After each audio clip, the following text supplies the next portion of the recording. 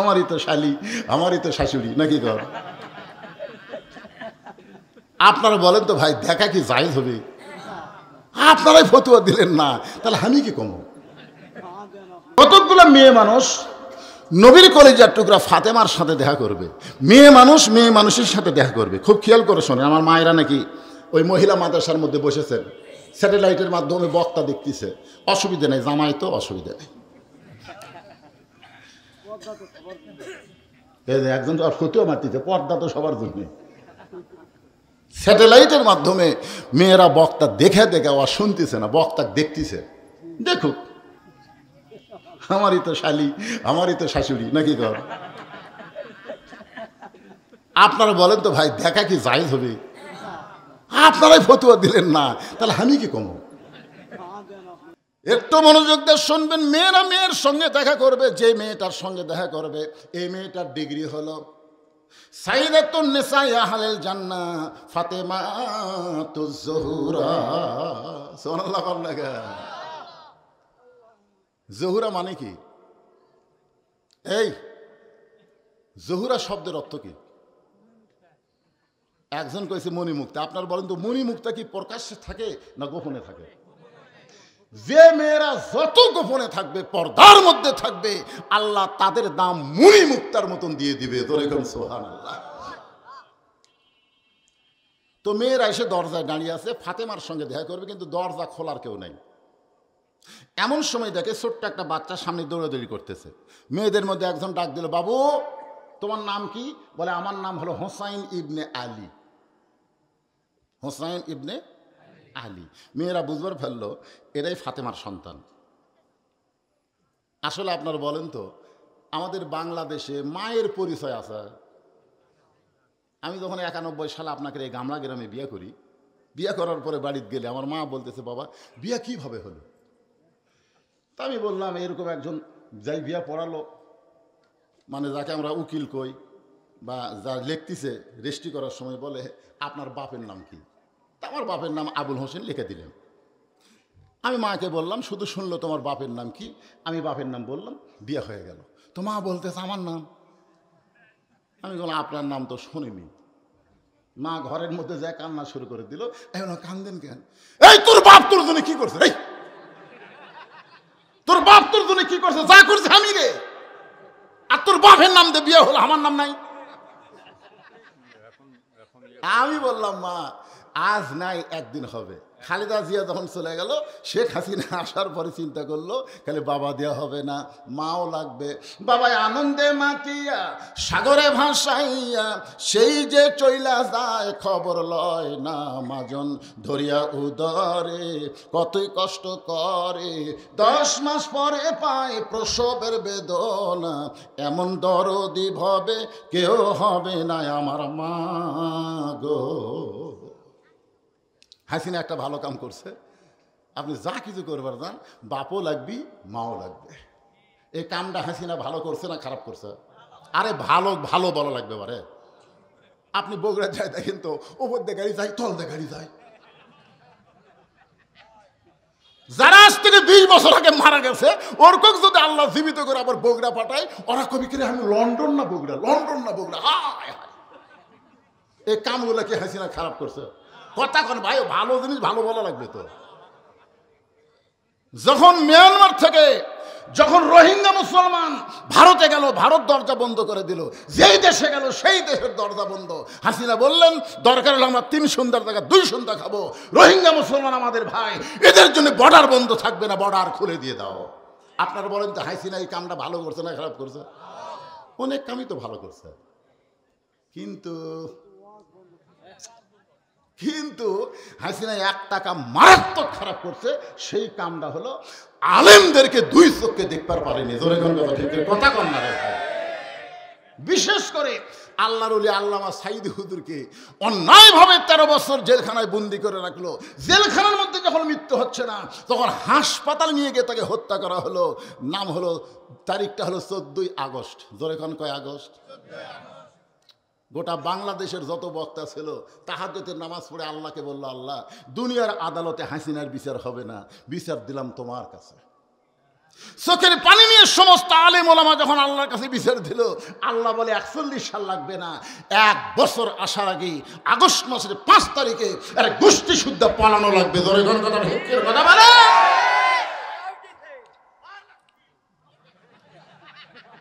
একটু মনোযোগ দেন। আবু জেহেলও ভালো ছিল, আবু লাহাবও ভালো ছিল, কিন্তু তাদের ভালো কাজটা যখন দেখা যায় না, এমন একটা মারাত্মক কাজ করেছে যে কাজের কারণে তাদের ভালো সবগুলো নষ্ট হয়ে গেছে। আমি যেইটা আপনাদের বুঝাবার চাই, ওই ছোট্ট বাচ্চা বলতেছে আমি হলাম হোসাইন ইবনে আলী, আমি হলাম হোসাইন ইবনে, মেয়েরা বুঝতে পারছে এরাই ফাতেমার সন্তান। তখন বলতেছে বাবু আমরা তোমার মায়ের সঙ্গে একটু দেখা করব। ছোট্ট বাচ্চাকে বলতেছে বাবু আমরা তোমার মায়ের সঙ্গে একটু দেখা করব, তুমি একটু দেখা করার ব্যবস্থা করো। হোসেন বললেন আপনাদের কোনো টেনশন নেই, আপনারা দরজা থাকেন, কিছুক্ষণের মধ্যেই আমি দরজা খোলার ব্যবস্থা করতেছি। এই কথা বলে হোসাইন খেলাধুলা বাদ দিয়ে বাড়ির দিকে মারছে দৌড়। হোসাইন ছোট্ট মানুষ, প্রথম যে ঘরে ঢুকেছে ওই ঘরের মধ্যে হযরত আলী আল্লাহর কোরআন তেলাওয়াত করতেছে। ইন্নামাল মুমিনুনা আল্লাযীনা ইযা যুকিরাল্লাহু ওয়াজিলাত কুলুবুহুম ওয়া ইযা তুলিয়াত আলাইহিম আয়াতুহু জাদাতুহুম ঈমানা ওয়া আলা রাব্বিহিম ইয়াতাওয়াক্কালুন।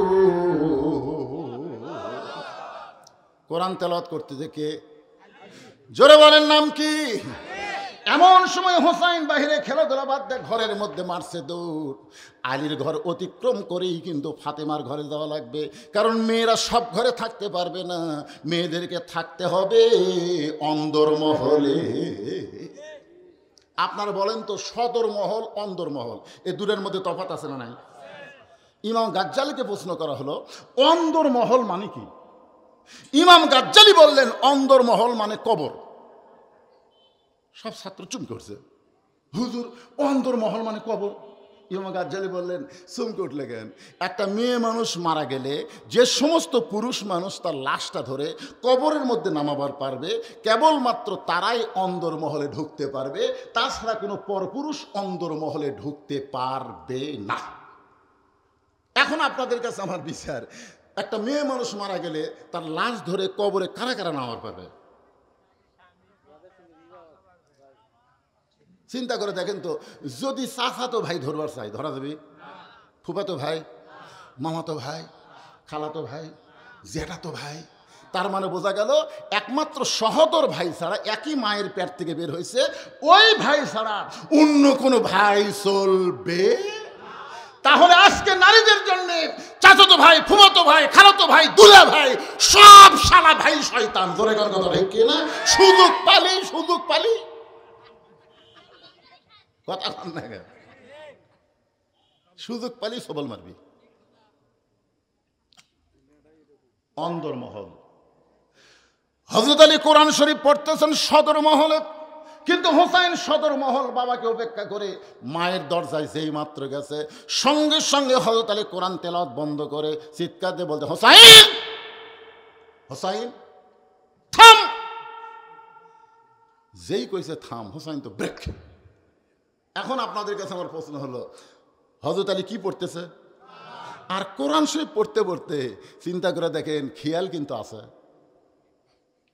আপনি যতই নামাজ পড়েন আপনি খেয়াল করবেন না যে আপনার ডানে পা বামে কে দাঁড়ালো। আপনি খেয়াল করে দেখেন তো, আপনার পাড়ার সবচাইতে ঘুষারু আপনার ডান সাইডে দাঁড়াছে, সবচাইতে বড় সুদারু আপনার বাম সাইডে দাঁড়াছে। আপনি দেখতেছেন আপনার বাম সাইডে আওয়ামী লীগ, ডান সাইডে বিএনপি। এটা যদি আপনি দেখেন তা আপনি সালাম ফিরানোর পরে কি করবেন? সালাম ফেরানোর পরে মনে করবেন নামাজ হয়ে গেল, যার মনে তাই বাড়িতে যাই। না, নামাজ হয়নি। সালাম ফিরানোর পরে আপনার কিছু দায়িত্ব আছে। যখন আছে না নাই? আপনি খপ করে সুদের হাত ধরবেন, খপ করে ঘুষের হাত ধরবেন, ধরে বলবেন ভাই ওঠো, আমরা তিনজন একসঙ্গে জান্নাতে যাওয়ার চাই। তখন ঘুষের আর সুদের বলতেছে আল্লাহুম্মা আমিন। আসো, ঘুষের বলতেছে তুই বস, আগে এর সাথে আমি কোলাকুলি করি। তো এখন তিনজন একসঙ্গে কোথায় যাবে? কথা কন না কেন, কোথায় যাবি? তো জান্নাতে যাবার গেলে কো আনফুসাকুম ওয়া আহলিকুম নার, আল্লাহ কোরআনে বলছেন। তো এখন এই সুদারু বলতে ভাই ওট কোলাকুলি করি, তখন বুকের সঙ্গে বুক লাগায় কানে কানে বলতেছে, আমার সঙ্গে তুই জান্নাত যাবার চাস, কিন্তু তুই যে সুদ খাস।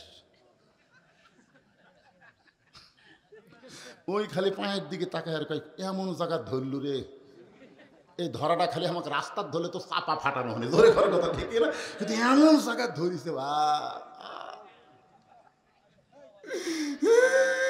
কান্দিস কা, যে সুদের 1 টাকা খায় নিজের মায়ের সঙ্গে 42 বার জিনা করার গুনাহ হয়, 42 বার। তুই নিজের মায়ের সঙ্গে জিনা করিস আর আমার সঙ্গে জান্নাতে থাকবো? ভাইরে, এই সুদের এত পাপ আমাকে জীবনে কেউ বুঝায়নি ভাই, কেউ আমাকে বলেও না ভাই। আজ তুই এমন জায়গায় বলেছিস, আমি কান ধরে তওবা করতেছি আর জীবনে সুদ খাবো না। আল্লাহ কয় নামাজ কবুল হবি, অত সোজা না। আপনি ফজরের নামাজ সামনে কাতারে পড়েন, আপনি খেয়াল করে দেখেন তো আপনার 22 বছরের পাঁটার খবর কি? যেই পাঁটা সারাদিন ঘুরে সেই পাঁটা আজকে আপনার কাছে নাই, ও আসে কোথায়? ফজরের নামাজ আজান দিলে আগে পাঁটা ছিল 3.5 হাত, কিন্তু যে আজান শুরু হচ্ছে ওই 2.5 হাত। আজান শুনবে না, ল্যাপ দিছে মাথার উপর, কম্বল মাথার উপর দিছে, এখন পাও বার হয়ে ঠান্ডা লাগে, পাও টেনে ভিতর থুছে। বাপ কয় কে রে, আমার বেটার খবর কি? জানলা দিয়ে তাকে দেখে পাও নাই মাথাও নাই, মনে হয় চাউলের বস্তা ঢাকা থুছে।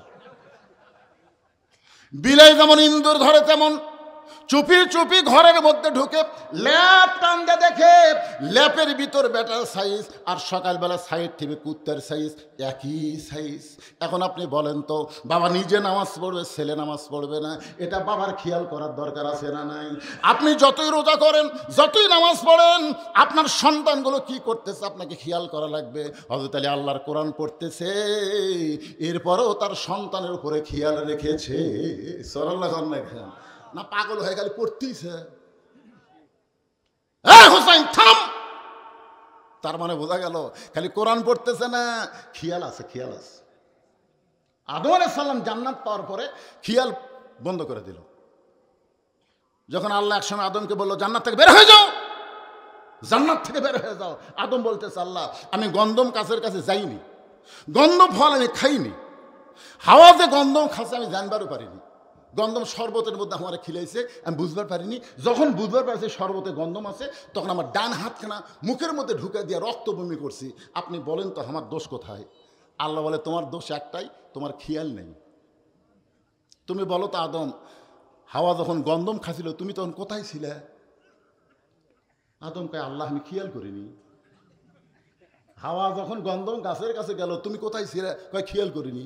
হাওয়া যে গন্ধম শরবত করে তোমার খাওয়ালো তুমি খেয়াল করছো না? এই বিয়ে করবা তুমি আর খেয়াল করবো আমি নাকি? স্বামী হিসাবে আপনার বইয়ের উপর খেয়াল রাখার দরকার আছে না নাই? জোরে বলেন, সন্তানের উপরে খেয়াল রাখার দরকার আছে না নাই? হয়তো আলী বললেন হোসাইন থাম, সঙ্গে সঙ্গে হোসেন ব্রেক হয়ে গেছে। আলী ডাক দেন হোসাইন, বাহিরে খেলাধুলা বাদ দিয়া তুমি ঘরের মধ্যে ঢুইকা তোমার মায়ের দরজায় কেন? হোসেন বলতেছে বাবা কতগুলো মেয়ে মানুষ আমার মায়ের সঙ্গে দেখা করবার চায়, কতগুলো মেয়ে মানুষ আমার মায়ের সঙ্গে দেখা করতে চায়, আমার মা দেখা করবে কি করবে না এইটা মায়ের ঘরে ঢুকে আমি অনুমতি নিবার চাই। আপনারা বলেন তো হোসেন কি খারাপ কিছু কইছে? আলী বলতেছে হোসাইন তুমি যে তোমার মায়ের ঘরের মধ্যে ঢুকতেছো, এখন তোমার বয়স কত? খুব খেয়াল করে শুনবেন, তুমি যে তোমার মায়ের ঘরের মধ্যে ঢুকতেছে এখন তোমার বয়স কত? হোসেন বলতেছে বাবা আমি তো জানি না। আলী বলতেছে আমি জানি বলি তো তোকে আটকালাম, কারণ সব বয়সের সন্তান মায়ের ঘরে ঢুকতে গেলে মায়ের অনুমতি লাগবে। কথা কয় না রে বারে। আমার 3টা মেয়ে আল্লাহ দিছে, এক সময় আমি মেয়েদেরকে কোলে নিয়ে বুকে নিয়ে ঘুম পাড়ছি। এখন মেয়েরা যেই ঘর থাকে আমি যখন তখন মেয়েদের ঘরে ঢুকতে পারবো? আমাকে ঢুকতে গেলে বলা লাগবে মা আমি একটু তোমার কাছে যাবার চাই। মেয়ে বলতেছে আব্বা 2 মিনিট পরে আসেন, 2 মিনিট পরে আসেন, মানে আমার কাপড় চোপড় এমনভাবে আছে এখন আপনি ঢুকতে পারবেন না, আমি একটু সাইজ হই। তাহলে চিন্তা করে দেখেন, মেয়ের ঘরে বাবা ঢুকবে, মেয়ের অনুমতি নিয়ে ঢুকতে হবে। ছেলে যখন বয়স হবে বুদ্ধি হবে তখন ছেলেও যখন তখন মায়ের ঘরে ঢুকতে পারবে না, মায়ের ঘরে ঢুকতে গেলে মায়ের অনুমতি নিয়ে তারপরে ঢুকতে হবে। এখন সন্তান মায়ের অনুমতি কখন নেবে? অনুমতি নেওয়ার বয়স কি? আল্লাহ রাসূল বলেছেন, যতদিন সন্তান মায়ের স্তনের দুগ্ধ পান করে ততদিন সন্তান যদি মায়ের কাছেও থাকে আর বাবা যদি তার মাকে চুমা খায়, সন্তান দেখবে ঠিকই কিন্তু বুঝবার পারবে না। কিন্তু যখনই সন্তান দুধ খাওয়া বাদ দিবে, তখন সন্তান যদি মায়ের কাছে থাকে আর বাপ যদি তার বউকে চুমা খায়, সন্তান বেড়ে এসে বলতে পারে, আব্বা তাই মাছ চাপা ধরছিল রে। জোরে কোন কথা ঠিক কিনা? এরকম বলার মতন বয়স যখন হবে, তখন সন্তান যখন তখন মায়ের ঘরে ঢুকতে পারবে না। ঢুকতে গেলে মায়ের অনুমতি নিয়ে ঢুকতে হবে। আলী বলতেছেন, হোসাইন এখন তোমার বয়স হয়েছে, যখন তখন মায়ের ঘরে ঢুকতে পারবে না, বরং তুমি আমার কাছে আসো। যেই মাত্র হোসাইন বাবার কাছে যায়, আলী বলতেছেন, কোরআন ধরো। দেখেন সন্তানকে বলতেছেন ধরো, সঙ্গে সঙ্গে হোসাইন বলতেছেন দেন। সুবহানাল্লাহ কন্যা খান। বাপ যেই বলছে কোরআন ধরো, হোসেন বলতেছে দেন। তার মানে বোঝা গেল কোরআন ধরতে গেলে যেই শর্তটা পুরা করতে হবে, সেই শর্ত হোসেনের মধ্যে ছিল। আল্লাহ বলেছেন লা ইয়ামুসসুহু ইল্লাল মুতাহহারুন, ততক্ষণ পর্যন্ত কোরআন স্পর্শ করতে পারবা না যতক্ষণ পর্যন্ত তুমি পবিত্র না হবা। হাসান হোসেন জন্মসূত্রে পবিত্র হয়ে জন্মগ্রহণ করেছে। জোরে কন্যা সুবহানাল্লাহ। হোসেনের হাতে হযরত আলী কোরআন শরীফ দিয়ে এখন ফাতেমার ঘরের মধ্যে ঢুকতেছে। আপনারা বলেন তো, বাবা মেয়ে যদি বড় হয়, মেয়ের ঘরে ঢুকতে কি লাগবে? অনুমতি লাগবে। সন্তান যদি বড় হয়, মায়ের ঘরে ঢুকতে অনুমতি লাগবে। কিন্তু স্বামী বউয়ের ঘরে ঢুকতে অনুমতি লাগবে? কেন লাগবে না?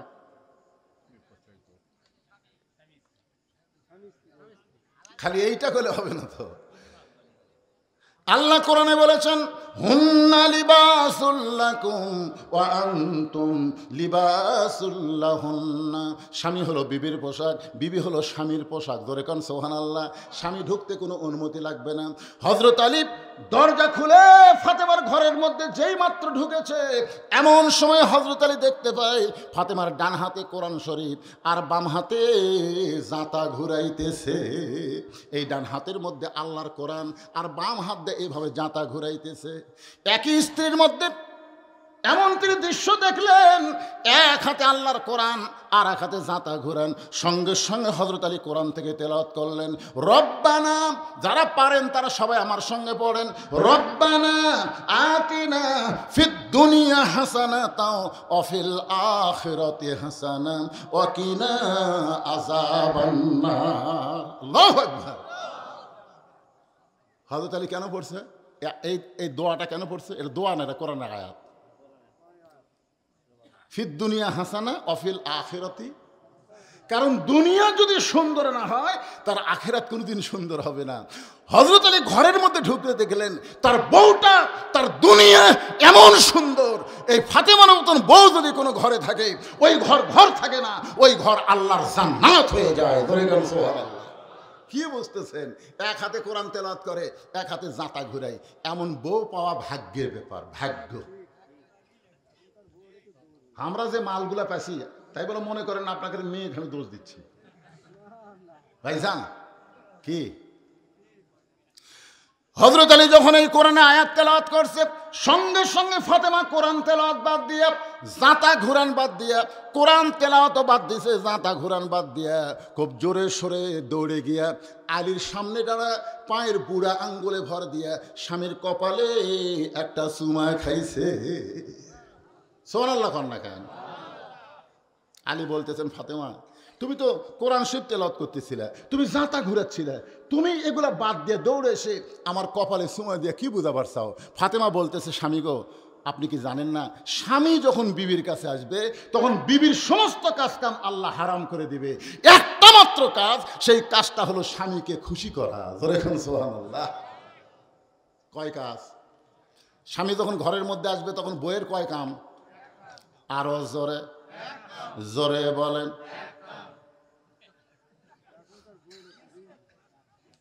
এখন স্বামী যদি ঘরের মধ্যে আসে, এখনকার বইয়েরা খুশি হয় না বেজার হয়?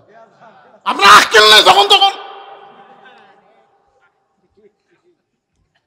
ফাতেমা বলতেছেন একটাই মাত্র কাজ, কোরআন শরীফ চলবে না, জাতা ঘোরান চলবে না, একটাই মাত্র কাজ হলো স্বামীকে খুশি করা। আলী বলতেছেন, ফাতেমা আল্লাহর কোরআন তেলাওয়াত করতেছিলে, এইটাও কি তুমি বাদ দিলে? ফাতেমা বলতেছে, স্বামী গো, আমার বাবা একদিন আমাকে বলেছে, ফাতেমা আল্লাহর পরে কাউকে যদি সেজদা দেওয়ার হুকুম থাকে তাহলে আমার আলীর পায়ে সেজদা করিস, কিন্তু ফাতেমা আল্লাহ ছাড়া কাউকে সেজদা করার হুকুম নাই। এ কথা দিয়ে নবী বুঝাই দিলেন, আল্লাহর পরে মেয়ে মানুষের কাছে সবচাইতে দামি এই মহান ব্যক্তি হলো তার স্বামী। শুধুমাত্র ফরজ ইবাদত ছাড়া, শুধুমাত্র ফরজ ইবাদত ছাড়া, স্বামীর হুকুম ছাড়া বইয়েরা কোনো নফল ইবাদত করবার পারবে না। কথা কন না কেন? পারবে না। যদি কোনো বউ নফল নামাজের নিয়ত করে, স্বামী যদি ডাক দেয়, নামাজ বাদ দিয়ে স্বামীর ডাকে উত্তর দেওয়া লাগবে। শুধু ফরজ নামাজের নিয়ত করলে স্বামী ডাকলে উত্তর দেওয়া যাবে না, কারণ আগে আল্লাহ, তারপরে স্বামী। জোরে কোন কথা ঠিক কিনা? আর আমাদের গুলো ডাকলে একবার ডাকে কথা কয় না। কে গো ময়না পাখি আসো, একটা নাম ধরে ডাকতেছে, সকিনা, কথা কয় না। ও সকিনা, কথা কয় না। লক্ষ্মী সকিনা, কি কি এত ডাকেন কেন? আমার কাম নাই? আপনারা বলেন তো, স্বামী ডাক দিলে আর কোনো কাম করা যাবে? কথা বলেন, কাজ করা যাবে? একটু মনোযোগ দিয়ে শুনবেন। আলী বলতেছেন, ফাতেমা ডান হাতে আল্লাহর কোরআন তেলাওয়াত আর বাম হাতে জাতা ঘোরান দেখতেছিলাম। ও ফাতেমা, কত কষ্ট করে তুমি সংসার করতেছ, এটা ঘরের মধ্যে না ঢুকলে তুমি বুঝতে পারতাম না। ফাতেমা বলতেছে, আল্লাহর কোরআন তেলাওয়াত বাদ দিয়া, আল্লাহর কোরআন তেলাওয়াত বাদ দিয়া আপনি হঠাৎ কেন ঘরের মধ্যে ঢুকলেন? কোরআন পড়তে পড়তেই কি আপনার বইয়ের কথা মনে হয়েছে? আলী বলেন, ফাতেমা কোরআন পড়তে পড়তে তোমার কথা মনে হয় নাই, কিন্তু হোসাইন তোমার ঘরের মধ্যে ঢুকতে চাইছিল, আমি হোসাইনকে আল্লাহর কোরআন শরীফ দিয়া আমি তোমার ঘরের মধ্যে ঢুকেছি।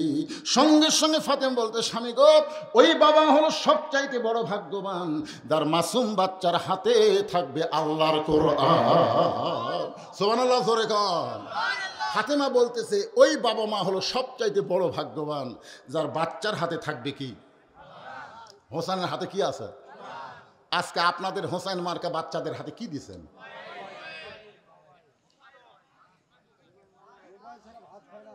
না, চিন্তা করে দেখেন, ছোট্ট বাচ্চাকে যদি কোরআন শরীফ না দেয়, একদম বাকদম ঘোরারম সাজে ঢাকঢোলক ঝাঁঝর বাজো, এই মিথ্যা শিক্ষা যদি দেন। আপনাদের এলাকায় মাদ্রাসা আছে না নাই? প্রাইমারি আছে না নাই? আপনারা দেখেন তো কোন জায়গার ছাত্র বেশি? এই যে মুরব্বী কয় মাদ্রাসার ছাত্রই নেই। এ মুরব্বীরা এই যে ওঠা বসা করতেছেন কে বাবা? অত্যন্ত গুরুত্বপূর্ণ বিষয়। ও আমিলুস সালিহা, পুরুষের জন্য 1 নম্বর হলো নামাজ, আর নারীদের জন্য 1 নম্বর কি? সেই পর্দার উপর কথা বলতেছি। পর্দার কথা শুনতে খারাপ লাগতেছে? আজকে বউগুলো যদি ভালো হয়, প্রত্যেক ঘর আল্লাহর জান্নাত হয়ে যাবে। দরকার কথা ঠিক কিনা?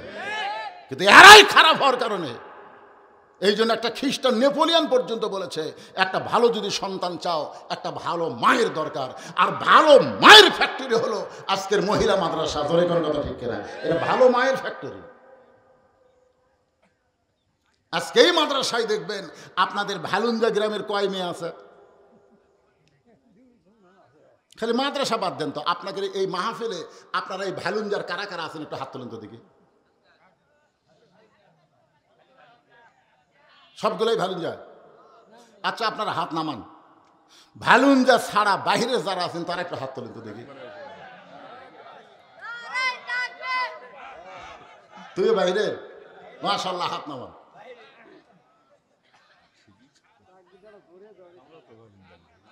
আপনারা ভালুঞ্জা না? আমাকে একজন বলতে, হুজুর আজকে তারেক মনোয়ার ওয়াজ আবার কিছু দূর ফাঁকি, বুঝলেন তো, আজকে যদি সবাই তারেক মনোয়ার ওয়াজ শুনবার যায়, ভালুঞ্জার লোক যদি বসে তাও তো প্যান্ডেল ভরে দেবে। কিন্তু আমি কি দেখলাম, এই মাদ্রাসায় যে সমস্ত মেয়েরা পড়তেছে, এরা কি এই গ্রামের মেয়ে না বাহিরের মেয়ে? কথা কোন জোরে কোন, বাহিরের না? তাহলে বাহিরের মেয়ে এই মাদ্রাসায় পড়ে ফাতেমা হচ্ছে, রাবিয়া হচ্ছে, আয়েশা হচ্ছে, খাদিজা হচ্ছে, আর আপনাদের মেয়েদেরকে আপনারা কোথায় পড়াচ্ছেন?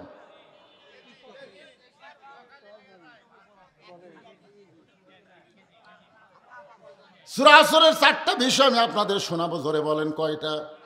এ পর্যন্ত 2টার মধ্যে আলোচনা চলতেছে, এরপরে মারাত্মক আলোচনা হলো ওয়াতাওয়াসাউ বিল হক, 4 নম্বর হলো ওয়াতাওয়াসাউ বিস সবর। এই 4টি বিষয় যদি আমরা আমল করতে পারি তাহলে আমরা ক্ষতির মধ্যে পড়ব না, আল্লাহ বিনা হিসাবে আমাদেরকে জান্নাত দিয়ে দিবে। ফাতেমা তাহলে কি বলতেছে? ওই বাবা মা হলো সবচাইতে বড় ভাগ্যবান যার শিশু বাচ্চার হাতে থাকবে, আরো জোরে বলেন, শিশু বাচ্চার হাতে থাকবে আল্লাহর কোরআন। এখন আপনাদের যাদের শিশু বাচ্চা আছে, আপনারা আগামী কাল থেকে হাতত কি দেওয়ার নিয়ত করছেন? হ্যাঁ, মোবাইল দিবেন? আপনারা কি ভাগ্যবান বাবা হতে চান না? ভাগ্যবান বাবা হতে চান? ওই যে একজন হাত তুলে বলেছে আমি চাই। মনে কষ্ট নিয়েন না বাজান, মনে কষ্ট নিয়েন না। হয়তো ভাবতেছেন হুজুর আমার ছেলেগুলো তো সব বড় হয়ে গেছে, আমার তো শিশু বাচ্চাই নাই। আপনার শিশু বাচ্চা না থাকলে আপনার নাতি আছে, যেরকম আছে না নাই? আপনার নাতি যদি না থাকে আপনার নাতনি আছে। এই মহিলা মাদ্রাসায় আপনার নাতনিকে ভর্তি করে দিবেন। আপনি যদি মনে করেন আমি ধনী মানুষ, মাদ্রাসায় পড়ে গরিব মানুষ, এটা কখনোই মনে করবেন না। আল্লাহ রাসূল বলেছেন খায়রুকুম মান তাআল্লামাল কুরআনা ওয়া আল্লামা, ওই ব্যক্তি হলো সবচাইতে দামি সম্মানী যে আল্লাহর কোরআন পড়ে এবং অপরকে কোরআনের শিক্ষা দেয়। এই হাদিস কারা কারা বিশ্বাস করেন? আল্লাহকে একটু হাত দেখান তো দেখি। লিল্লাহি তাকবীর। আলী বলতেছেন ফাতেমা তোমার হোসেনের হাতে আল্লাহর কোরআন দিয়া আমি ঘরের মধ্যে ঢুকলাম। ফাতেমা বলতেছে হোসাইন কেন দরজায় এসেছিল? বলে কতকগুলো মেয়ে মানুষ দরজায় দাঁড়িয়ে আছে, তোমার সঙ্গে একটু দেখা করবার চাই, একটু গুরুত্ব দিয়ে মনোযোগ দিয়ে শুনবেন। কতকগুলো মেয়ে মানুষ দরজায় দাঁড়িয়ে আছে, তারা তোমার সঙ্গে দেখা করবার চাই। তুমি যদি দরজা খোলার অনুমতি দাও তাহলে মেয়েগুলো এসে তোমার সঙ্গে দেখা করবে। সঙ্গে সঙ্গে ফাতেমা চোখের পানি নিয়ে বলতে, স্বামী গো, মেয়েরা আমার সঙ্গে দেখা করবে, আমার কোনো আপত্তি নাই, কিন্তু আপনাকে কষ্ট করে পর্দার ব্যবস্থা করা লাগবে। এখান থেকে বোঝা গেল পর্দার ব্যবস্থা করা এটা সহজ না। এটা কি যেরকম, এটা কি? আলী মুচকি মুচকি হাসে। ফাতেমা বলে হাসেন কেন? বলে হাসার কারণ হলো মেয়েরা তোমার সঙ্গে দেখা করবে, মেয়েরা মেয়ের সঙ্গে দেখা করবে, এখানে আবার পর্দা কি? ফাতেমা বললেন আপনি জ্ঞানের সম্রাট হবার পারেন, আপনি জ্ঞানের রাজা হবার পারেন, কিন্তু পর্দা বিষয়ে আপনি আমার চাইতে কম জানেন। যেই কইছে আপনি জ্ঞানের সম্রাট হবার পারেন, হযরত আলী যে জ্ঞানের সম্রাট, এ ব্যাপারে আপনাদের সন্দেহ আছে নাকি? আল্লাহ রাসূল যখন মদিনার প্রেসিডেন্ট ছিলেন ওই সময় শিক্ষামন্ত্রীর নাম ছিল হযরত আলী। কি মন্ত্রী? আবু বকর রাদিয়াল্লাহু যখন মদিনার খলিফা ছিলেন ওই সময় শিক্ষামন্ত্রী হলেন হযরত আলী। উমর ফারুক যখন মদিনার খলিফা ছিলেন ওই সময় শিক্ষামন্ত্রী হলো হযরত আলী। ওসমান গনি যখন মদিনার খলিফা ছিলেন ওই সময় শিক্ষামন্ত্রী হযরত আলী। জোরে কেন সুবহানাল্লাহ। মানে খলিফা পাল্টাছে কিন্তু শিক্ষামন্ত্রী পাল্টায়নি। আজকে আমাদের বাংলাদেশের শিক্ষামন্ত্রীর খবর কি? রাসূল বলেছেন আনা মাদিনাতুল ইলমে ও আলী ও বাবুহা, আমি হচ্ছে ইলমের শহর, আলী হচ্ছে তার দরওয়াজা। জোরে কোন আল্লাহু আকবার। ফাতেমা বলতে, স্বামী গো, আপনি জ্ঞানের সম্রাট হবার পারেন কিন্তু পর্দা বিষয়ে আপনি আমার চাইতে কম জানেন। আলী বলতে, ফাতেমা পর্দা জানো, শুনতে চাই। ফাতেমা বললেন তাহলে আপনি বসেন, আপনি বসেন, আমি হব বক্তা, আপনি হবেন শ্রোতা। জোরে কোন সুবহানাল্লাহ। আলী কি বলেছেন? ফাতেমা পর্দা বিষয়ে তুমি আমার চাইতে বেশি জানো, আমি তোমার কাছে শুনতে চাই। তাহলে বোঝা গেল যে বেশি জানে তার কাছে শোনার দরকার আছে না নাই? ফাতেমা বলতেছেন তাহলে আপনি বসেন, আমি হলাম বক্তা, আপনি হলাম শ্রোতা। এবার ফাতেমা বক্তা হয়ে হযরত আলীকে পর্দার ওয়াজ শোনাবেন, আলী শুনবেন। আমিও ফাতেমার পক্ষ থেকে আপনাদের সামনে পর্দার ওয়াজ করব, আপনাকে শুনবেন। কারা কারা শুনবেন আল্লাহকে একটু হাত দেখান। শোনা লাগবে ভাইজান, না শুনলে আমাদের সমাজ সংসার নষ্ট হয়ে যায়। হাত টান টান করে তোলেন না কেন? লিল্লাহি তাকবীর। হাত নামান। যে সমস্ত লোকেরা ওঠা বসা করতেছে আমার কোনো সমস্যা নাই, আফসোস নাই, কিন্তু আপনারা এই গুরুত্বপূর্ণ বিষয় শুনতেছেন না, না শোনার কারণে আপনারা আটকা পড়ে যাবেন। এবার হযরত আলী বসে গেছে। ফাতেমা বলতে, স্বামী গো, আপনি মনে কষ্ট নেবেন না, আপনি গুরুত্ব দিয়ে শোনেন। যে কয়টা মেয়েরা দরজায় দাঁড়িয়ে আছে তাদেরকে কি আপনি চিনেন? যে কয়টা মেয়ে আমার সঙ্গে দেখা করবে আপনি কি তাদের চিনেন? আলী কিন্তু চমকে উঠছে। ফাতেমা এমন প্রশ্ন করছে যদি বলতো যে কয়টা মেয়ে দরজায় দাঁড়িয়ে আছে আপনি কি তাদের সম্পর্কে জানেন, তাহলে কিন্তু সহজ।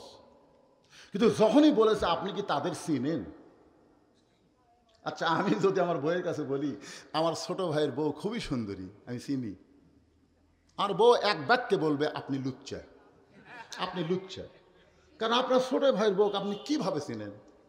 তার মানে আপনি দেখছেন ছোট ভাইয়ের বউ দেখে বড় ভাইয়ের জন্য জায়েজ আছে, জায়েজ আছে। তাহলে ফাতেমা কি প্রশ্ন করেছে, যে কয়টা মেয়ে দরজায় দাঁড়ায় আছে আপনি কি তাদের চিনেন?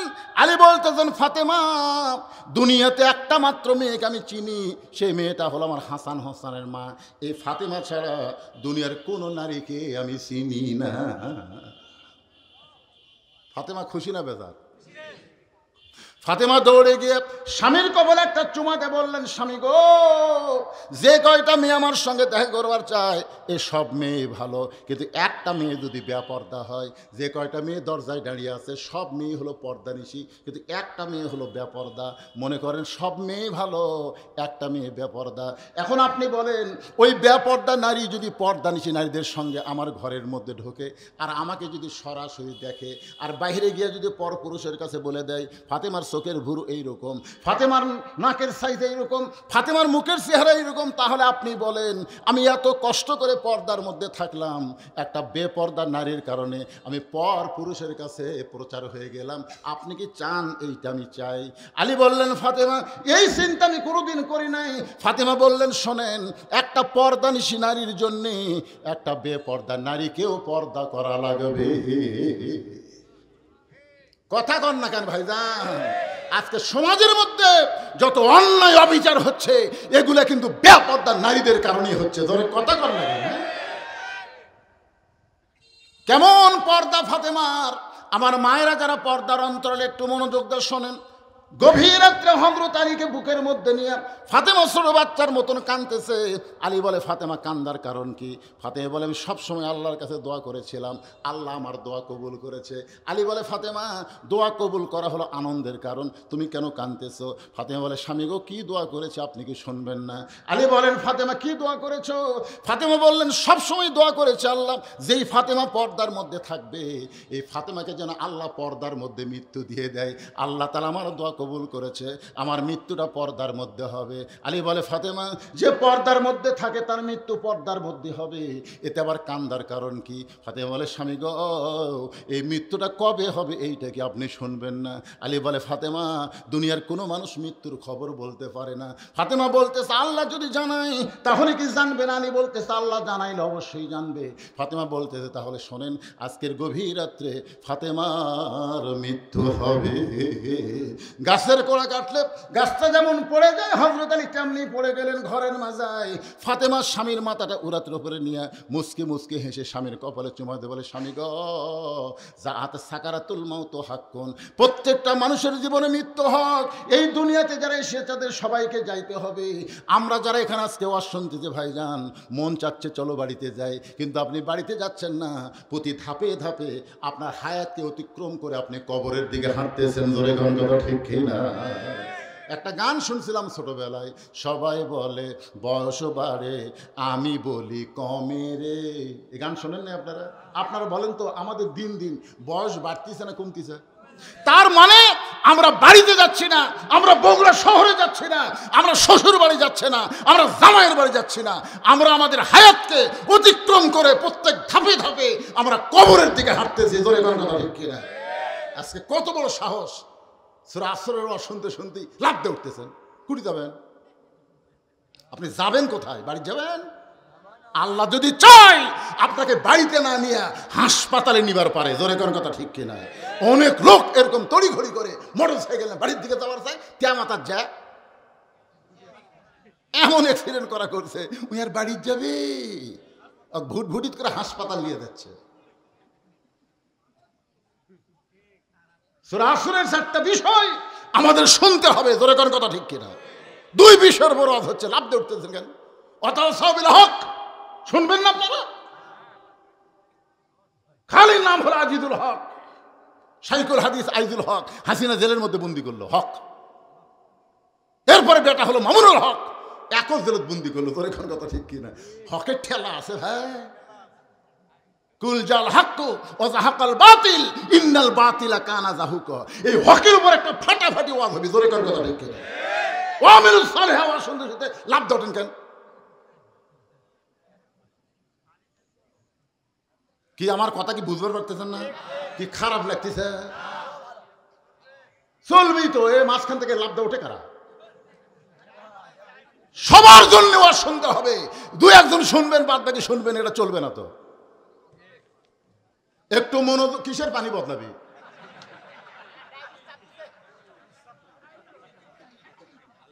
কথা শোনেন ভাইজান। আচ্ছা আপনার বলেন তো, কোনো ব্যক্তি যদি রাত 10টার সময় বিছনাত ঘুমাবার যায়, ওই কি পেশাব লিয়া ঘুমাবার যায় না পেশাব বাইরে থেকে ঘুমাবার যায়?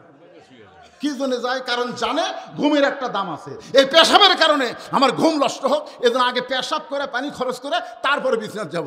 তা আপনি ঘুমের দাম বুঝলেন, আল্লাহর কোরআনের দাম আপনারা বুঝলেন না। ঘুমের আগে যদি পেশাব করে ঘুমাবার যান, আগে পেশাব করে তারপর ওয়াজের মাহফিল আসা লাগবে। জোরে কথা ঠিক কিনা? পেশাব লিয়াচ্ছেন কেন?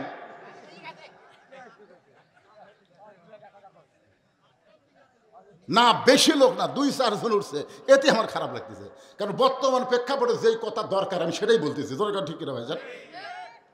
কি শুনবেন? সূরা আসরের তাফসীর শোনেন। এখন কি বুঝতেছেন? ফাতেমার স্বামীর মাথাটা উরাতের উপরে নিয়ে কবলে একটা চুমাতে বললেন, স্বামী গো, এই দুনিয়া থাকার জায়গা না, যারা এসেছে সবাইকে যাইতে হবে। আমার কথা শুনে আপনি এমনভাবে পড়লেন কেন? আপনাকে দুই দিক দিয়ে আমি জানি।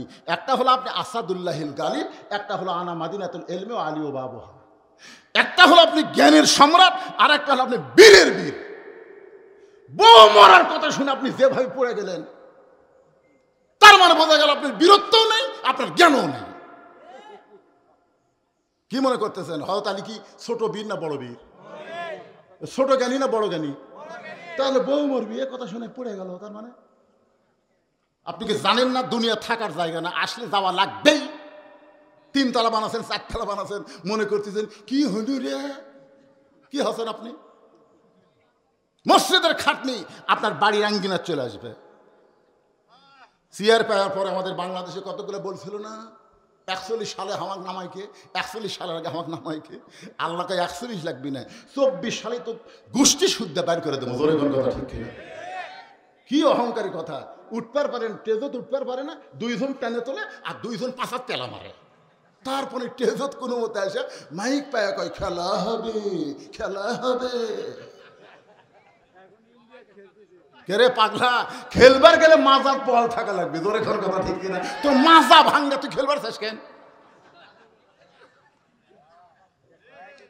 এটা ওয়াতাওয়া সাওবিল হকের কিছু কথা বললাম, মানে হকের উপর ওয়াজ যাচ্ছে। এখন সবচাইতে বড় হক জাত সাকারাতুল মাউতু হকুন। আমাদের সকলের জীবনে মৃত্যু আছে না নাই? কখন না আপনাকে মনে হচ্ছে কখন হবে? ভাব দেখে বোঝা যাচ্ছে 2-4 বছরের মধ্যে হচ্ছে না। একটা গান কই কব, এটা গান না, এটা একটা গজল। কিন্তু যেদিন ডাক পড়িবে কবর মাঝে যাইতে, জোগাড় কিছু করছো বন্ধু তার মাঝে বিছাইতে। এই গানটা যখন শুনি আমার চোখ দিয়ে দর দর করে পানি আসে। কিন্তু যেদিন, কিন্তু যেদিন মানে কোন দিন সেইটা বলে নাই, যে কোনো সময় আমাদের ডাক পড়বে। কিন্তু যেদিন ডাক পড়িবে কবর মাঝে শুইতে, জোগাড় কিছু করছো বন্ধু তার মাঝে বিছাইতে। ডানে কবর বামে কবর, খেয়াল করে দেখেন, ডানে কবর বামে কবর, নিচে কবর আছে যে, ওপর দিকে ছায়া দেখো বাঁশের ছাউনি দিছে কে। এমন আজাব দিবে রে ভাই কবরের ওই মাটিতে, গলা ফেটে রক্ত ঝরবে চিৎকারের ওই চোটেতে। ওগো স্বামী, আপনি এমন করে পড়ে গেলেন, আপনি একজন বীরের বীর, একজন জ্ঞানের সম্রাট হইয়া আপনি কি জানেন না এই দুনিয়া থাকার জায়গা না, আসলে যাইতে হবে। ওগো স্বামী, আমি ফাতেমা যখন মরে যাব, আমার 3টা চাওয়া আপনাকে পুরা করা লাগবে। আলী কান্দার বলে, ফাতেমা, দুনিয়ার জীবনে গরিব ছিলাম বলে তুমি কিছুই চাইলা না। আপনারা বলেন তো হযরত আলী ধনী ছিল না গরিব ছিল? গরিব ছিলাম বলে তুমি কোনোদিন কিছুই চাইলা না, আজকে মৃত্যুর সময় তুমি কি চাইবা ফাতেমা? ফাতেমা বলে, স্বামী গো, আমার 1 নম্বর চাওয়া হলো রাতের অন্ধকারেই আমাকে দাফন করা লাগবে। রাতের অন্ধকারে মৃত্যুবরণ করব, আর দিনের আলোতে আমাকে দাফন করবেন, আমার পর্দার খেলাপ হয়ে যাবে। রাতের অন্ধকারেই আমাকে দাফন করবেন। ওগো স্বামী, আমার 2 নম্বর চাওয়া হলো আমার কোনো জানাজার ব্যবস্থা করবেন না, আমার কোনো জানাজার ব্যবস্থা করবেন না। আমার 3 নম্বর চাওয়া হলো আমার লাশটা কিন্তু খাটনিতে তুলবেন না, কারণ 4 জন পুরুষ মানুষ ফাতেমার খাটনি কান্দে নেবে, এমন 4টা পুরুষকে আমি ফাতেমা খুঁজে পাইলাম না। আজকে যদি আমার বাবা দুনিয়াতে থাকতো, মরা মেয়ের লাশের খাটনি বাবা কান্দে নিবার পারতো। আমার হাসান হোসেন যদি বড় হইতো, মায়ের লাশের খাটনি কান্দে নিবার পারতো। ওগো স্বামী, আমার খাটনি কান্দে নেওয়ার মতন কোনো মানুষ দুনিয়াতে নাই। আপনি আমার লাশটা কান্দে করে নিয়ে ওই জান্নাতুল বাকির পূর্ব কোণায় সবুজ রঙের একটা বাতি জ্বলবে, ওই বাতি বরাবর আমাকে দাফন করবেন। আপনি যদি আমার কবর খুঁড়তে কষ্ট হয়, তাহলে আপনার কোনো বন্ধুরে বলবেন সে যেন ফাতেমার কবর গোপনে খনন করে দেয়। আবু যর গিফারি কবর খনন করতেছে, একসময় আবু যর গিফারি আবেগে বলতেছে, ও কবর, তুই কি জানিস রে, তোর মধ্যে গভীর রাত্রে এমন একজন মহিষী নারীকে রাখা হবে, আল্লাহর নবী তাকে মা বলে সম্মান দিয়েছে। এ কবর, খবরদার বেয়াদবি করবি না। তুই কি জানিস রে কবর, এমন একজন বিবিকে রাখা হবে যার স্বামী আসাদুল্লাহ আলী, হযরত আলী। খবরদার কবর, বেয়াদবি করিস না। এই কথা বলে আবু যর গিফারি কোদাল মারার পরে বলে, কবর রে, সাইদুস শাবাবি আহলিল জান্নাহ, জান্নাতি যুবকদের সর্দার হাসান হোসেনের মাকে কবরে রাখা হবে। খবরদার কবর, বেয়াদবি করিস না। এই কথা বলে যখন আবার কোদাল মারতে চায়, হঠাৎ কবরের মধ্য থেকে শব্দ আসতেছে। এটা কিন্তু ফাতেমাকে লক্ষ্য করে বলে নাই, আবু যরকে লক্ষ্য করে বলে নাই, দুনিয়ার সমস্ত মানুষ যারা আমরা কবরে যাব সবাইকে লক্ষ্য করে বলা হচ্ছে, এই কবর কার মেয়ে, কার বিবি, কার মা, এটা দেখবে না। আমল যদি ভালো হয় কবর জান্নাতের গর্ত হয়ে যাবে, আর আমল যদি খারাপ হয় কবর জাহান্নামের গর্ত হয়ে যাবে। আমল যদি ভালো হয় কবর জান্নাতের বাগান হয়ে যাবে, আমল যদি খারাপ হয় কবর জাহান্নামের গর্ত হবে। এই শব্দ শোনার পর আবু যর গিফারি আর কোদাল মারতে পারে নাই, কোদাল ফাইলা দিয়ে পাগল হয়ে যখন পালায়ে গেছে, এমন সময় হযরত আলী 2 সন্তানের মাঝখান থেকে লাশটা নিয়ে ফাতেমারে কান্দে করে জান্নাতুল বাকির পূর্ব কোণায় সবুজ রঙের বাতির কাছে গিয়ে দেখে আবু যর কোদাল ফাইলা দিয়ে চলে গেছে। হযরত আলী ফাতেমাকে দাফন করলো। একা একা দাফন করার পরে আল্লাহর কাছে বলতেছে, আল্লাহ, এই মুহূর্তে যদি আমি বাড়িতে যাই, আমার হাসান হোসেন ঘুম থেকে চেতন পাওয়ার পরে যদি জিজ্ঞাসা করে, বাবা, যে মা আদর করে আমাদেরকে ঘুমাই দিল, মাঝখানে সেই মা এখন কোথায় গেল? আমি যদি বলি তোমাদের মা খবরে গেছে, তোমাদের মা মারা গেছে, তখন 2টা সন্তান আমাকে বলবে, বাবা, আমাদের মাকে কোথায় কবর দিলেন? এই কবর কি আমরা 2 সন্তান দেখতে পাবো না? আমি যদি হাসান হোসেনকে ফাতেমার কবর দেখাই, আর ওরা কাঁদতে কাঁদতে যদি সকাল হয়ে যায়, তাহলে মদিনার সব মানুষ জানবে হাসান হোসেন কাঁদতেছে, ওইটাই হলো ফাতেমার কবর। আমার ফাতেমাকে গোপনে তাহলে কবর দিয়ে লাভটা কি হলো? এই কান্দের পরে হযরত আলী তাকায় দেখে সামনে কয়েকটা পুরাতন কবর দেখা যায়। এইমাত্র ফাতেমাকে কবর দিয়েছে, সেই নতুন কবর আর দেখতে পায় না। আলী কান্দের বলে, ফাতেমার কবর কোথায়? ফাতেমার কবর। কে যেন ডাকতে বলে, আলী রে, আমি আল্লাহ জোহরা ডিগ্রি দিয়া ফাতেমার কবরটাকে কিয়ামত পর্যন্ত পর্দা করে দিয়েছি। ওগো স্বামী, তাহলে আপনি বলেন, যে মেয়ের আমার সঙ্গে দেখা করবে, ওদের মধ্যে একটা যদি বেপর্দা নারী থাকে, তাহলে ফাতেমার পর্দার খেলাফ হয়ে যাবে।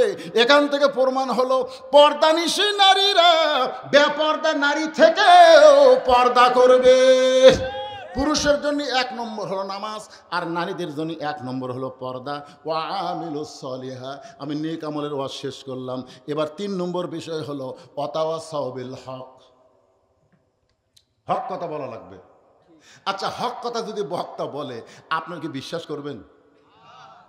ওমা তুনফিকু মিন শাইইন ফি সাবিলিল্লাহি আফাইলাইকুম ওয়া আনতুম লা তুজলামুন। কোরআনের আয়াত, সত্য না মিথ্যা? বিশ্বাস করবেন?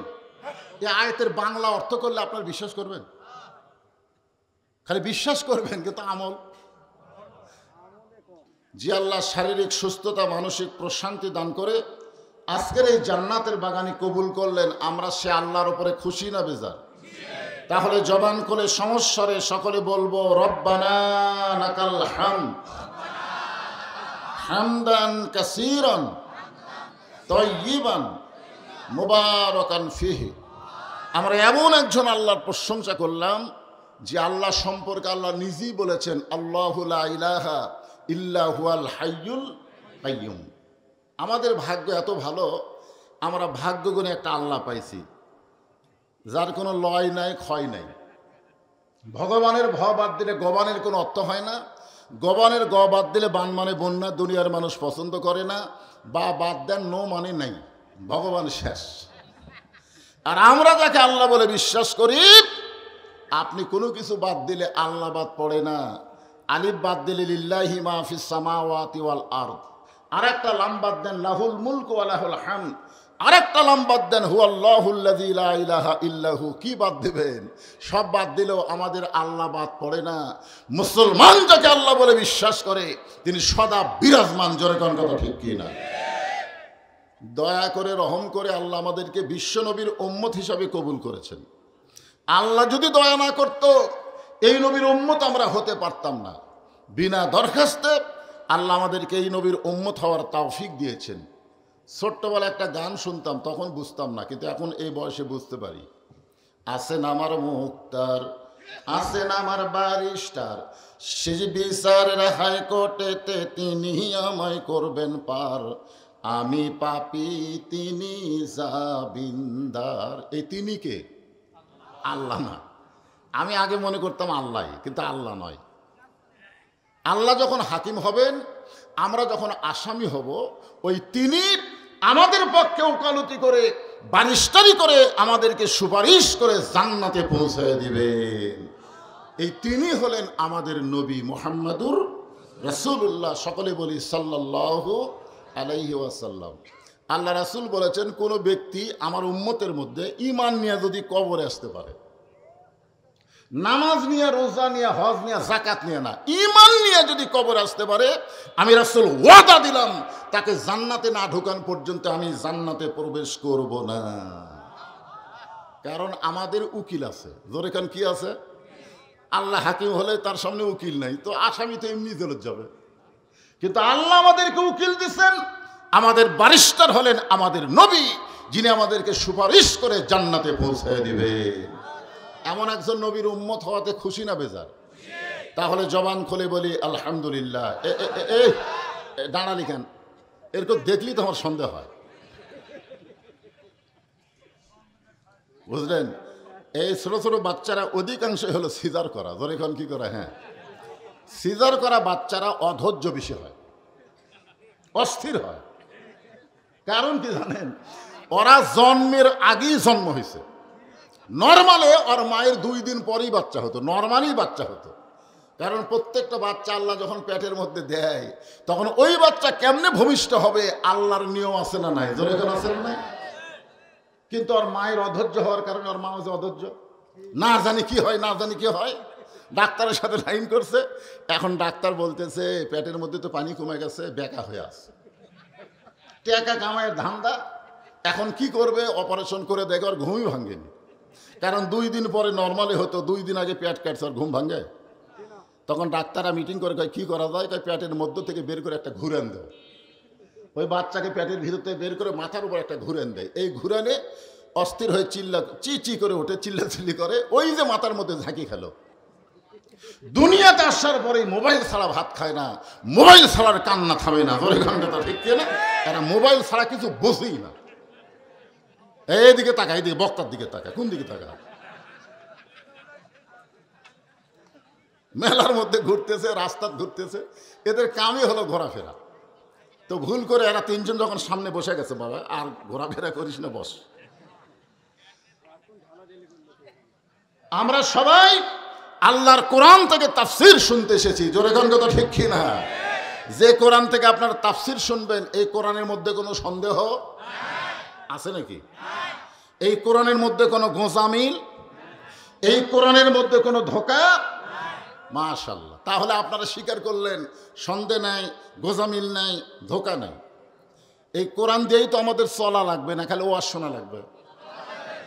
আজকে বাংলার অধিকাংশ মুসলমান মনে করে কোরআন হলো ওয়াজের কিতাব, বক্তারা কোরআন দিয়ে ওয়াজ করবে, কোরআন এর বেশি আর কিছু না।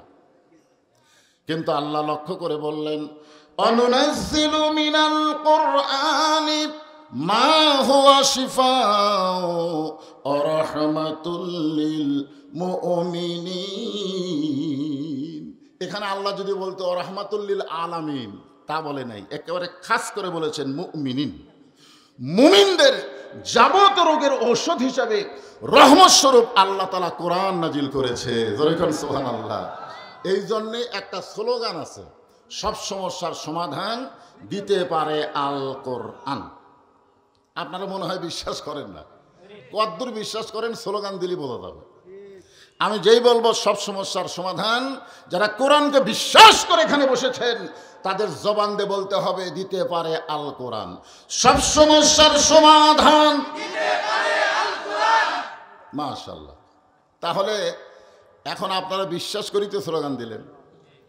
এখন বলেন তো, বাংলাদেশ যে সংবিধান অনুযায়ী চলতেছে, একটা সংবিধান আমাদের দেশে আছে না নাই? এই সংবিধানের মধ্যে সন্দেহ সন্দেহ নাই? তো সবাই বলেন সন্দেহ, ধোঁকা, গোজামিল। তাহলে সন্দেহ, ধোঁকা, গোজামিল যে সংবিধান আছে সেই সংবিধান লাথি দিয়ে ফেলে দেওয়া লাগবে। আল্লাহর কোরআনকে মুসলমানের সংবিধান বানাতে হবে।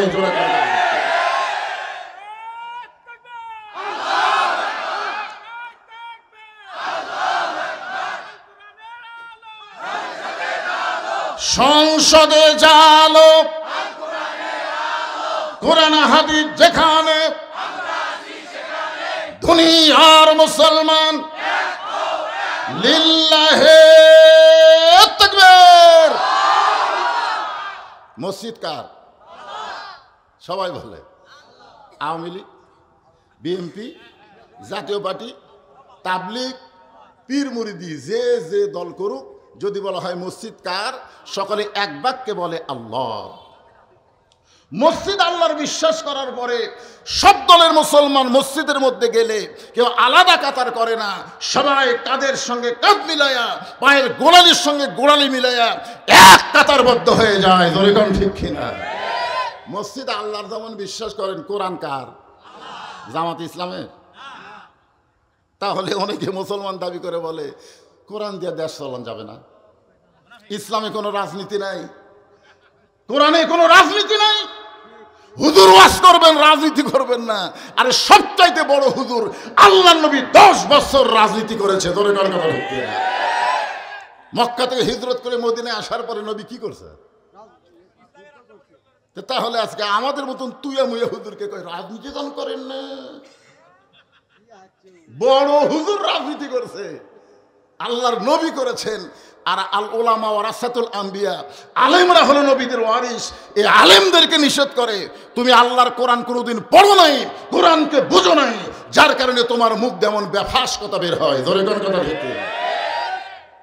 আজকে আল্লাহর কোরআন, সে কোরআন থেকে আমরা তাফসির শুনবো, ঠিক আছে কিনা? খালি শুনবো। শোনার দিক দিয়ে আবু জেহেল 1 নম্বর ছিল। কোরআন শোনার দিক দিয়ে আবু জেহেল কয় নম্বর? মানে আবু জেহেলের মতন কষ্ট করে কোরআন কেউ শোনেনি। অন্ধকারে চোরের মতন চুপি চুপি সারা রাত দাঁড়িয়ে দাঁড়িয়ে নবীর কোরআন তেলাওয়াত শুনছে, সারা রাত। ও যে যারা দাঁড়িয়ে আছে এরা কোন গ্রুপ?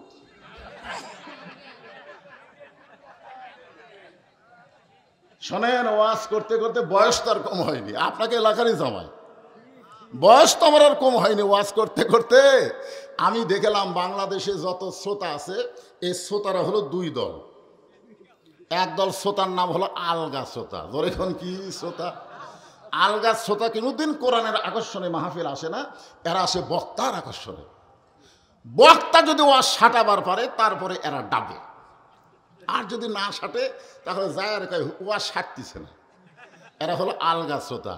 এরা এশার নামাজও পড়ে নাই, এরা ফজরের নামাজও পড়বে না, এরা খালি শোনার জন্য আসে, সাঁটলে শোনে, না শুটলে নেই।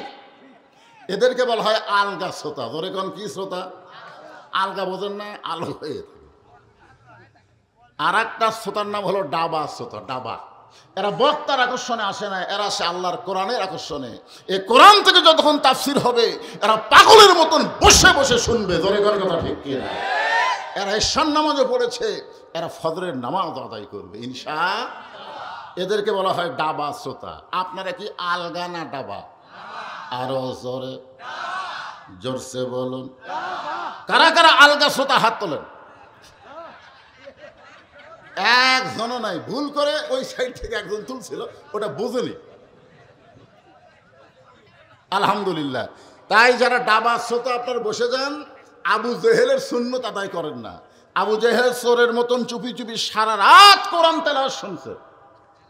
সকালবেলায় সব মিটিংয়ের মধ্যেই কোরআন সম্পর্কে বিবৃতি দিচ্ছে। কোরআন সম্পর্কে আবু জেহেল বলতেছে, এত সুন্দর কোরআনের বাণী, রাতটা কোন দিক দিয়ে গেল আমি বুঝবারই পারিনি। এত সুন্দর ওয়াজ, বলে রাত যে কখন 12টা বাজলো বোঝাই যায়নি রে। আপনাদের মধ্যে এরকম শ্রোতা আছে না নাই? আসার সময় আমার আগে এক শ্রোতা বলতেছে, হুজুর জানে একটার আগে নাম্বার না পারা। চিন্তা করছেন? আমি তোর পিছনে আছি, খেয়াল করেনি, পরে অবশ্য খেয়াল করছে। কি একটা কি আর দুটো কি? সারা রাত তো শুনলেও লাভ হবে না। আবু জেহেল বলতেছে এত সুন্দর কোরআনের বাণী, রাতটা কোন দিক দিয়ে গেল আমি বুঝবারই পারিনি। আবু সুফিয়ান বলেন, তা যেই কোরআন শুনতে রাত কোন দিক দাদায় বোঝা যায় না, সেই কোরআন ধরলে অসুবিধা কি? আবু জেহেল বলতেছে, কোরআন যদি ধরি তোর আমার ভুয়া নেতৃত্ব চলবে না, আসল নেতা হয়ে যাবে আব্দুল্লাহ ইতিম পোলা। আজও বাংলাদেশে যারা আবু জেহেলের দল করে, তারা কোরআন শরীফ শুনবে কিন্তু বাস্তবে আল্লাহর কোরআন গ্রহণ করবে না। এই জন্যে আল্লাহ বলেছেন সামিনা ও তাআনা, শুধু শুনলে হবে না, এইটাকে গ্রহণ করা লাগবে। কোরআন শরীফের সবচাইতে ছোট্ট একটা সূরা, নাম হলো আসর। জোরে বলেন, নাম কি? আসর শব্দের অর্থ হলো সময়। আল্লাহ সময়ের শপথ করেছেন। সময় অত্যন্ত গুরুত্বপূর্ণ একটা বিষয়। আমার একটা সময়, এই ছেলের এক সময়, এদের একটা সময়। আমরা কিন্তু সব সময় বুড়া কালের গুরুত্ব দিই। বুড়া কাল, জোরে কোন কি কাল? সারা জীবন ঘুষের চাকরি করছে, সারা জীবন।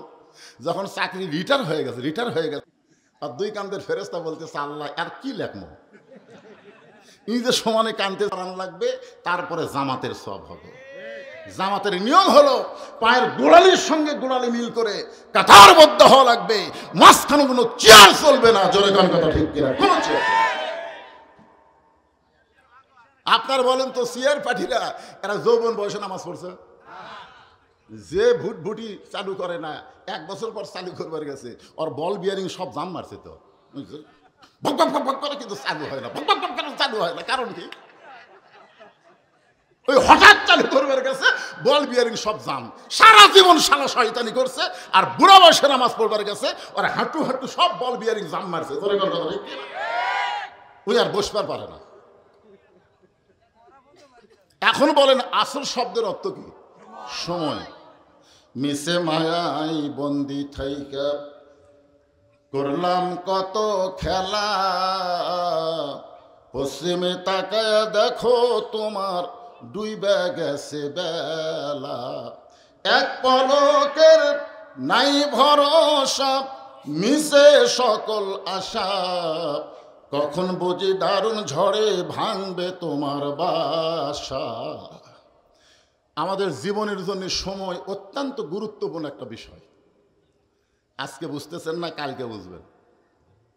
যুবকেরা মনে করতেছ আমার বাপ বেঁচে আছে, দাদা বেঁচে আছে, আজরাইল আসলে দাদা বাদ দিয়ে আমার ধরবি কি? এইরকম সময়ের খেয়াল করতেছেন? আজরাইল কখন কাক ধরবে আপনারা জানেন? তাহলে সময় অত্যন্ত গুরুত্বপূর্ণ। আজকে যে সময় পাইছি, এই সময়ের শপথ করে আল্লাহ বলতেছেন, সময়ের শপথ। আল্লাহ শপথ করার পরে বলতেছেন, আপনারা বলেন তো, শপথ করার পরে যেই কথা বলে, এই কথার গুরুত্ব কম না বেশি? আপনারা ধাপের হরত গেছেন,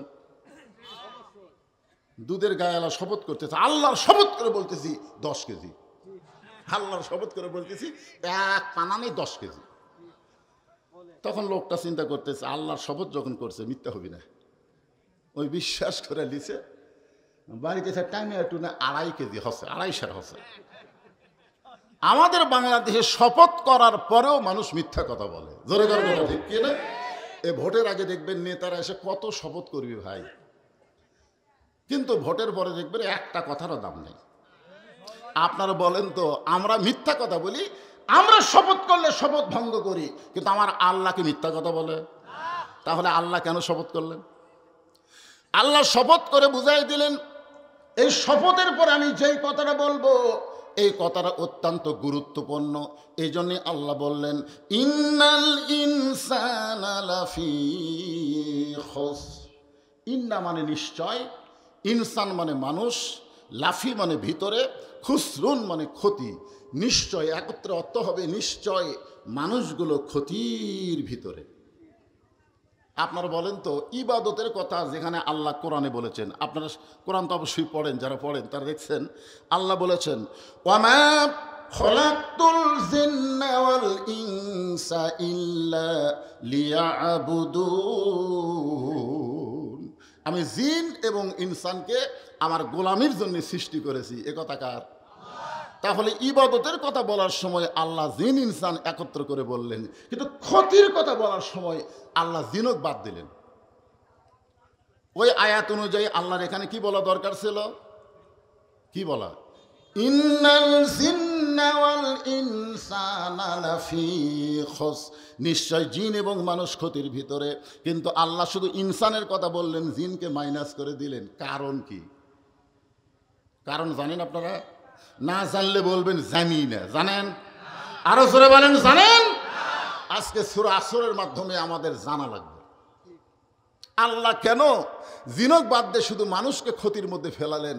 অথচ আমরা সবাই জানি আল্লাহর যত সৃষ্টি আছে সবচাইতে আল্লাহ মানুষকে আল ইনসানু আশরাফুল মাখলুকাত, মানুষকে সৃষ্টির সেরা ঘোষণা করেছে। জোরে করে কথা ঠিক কিনা?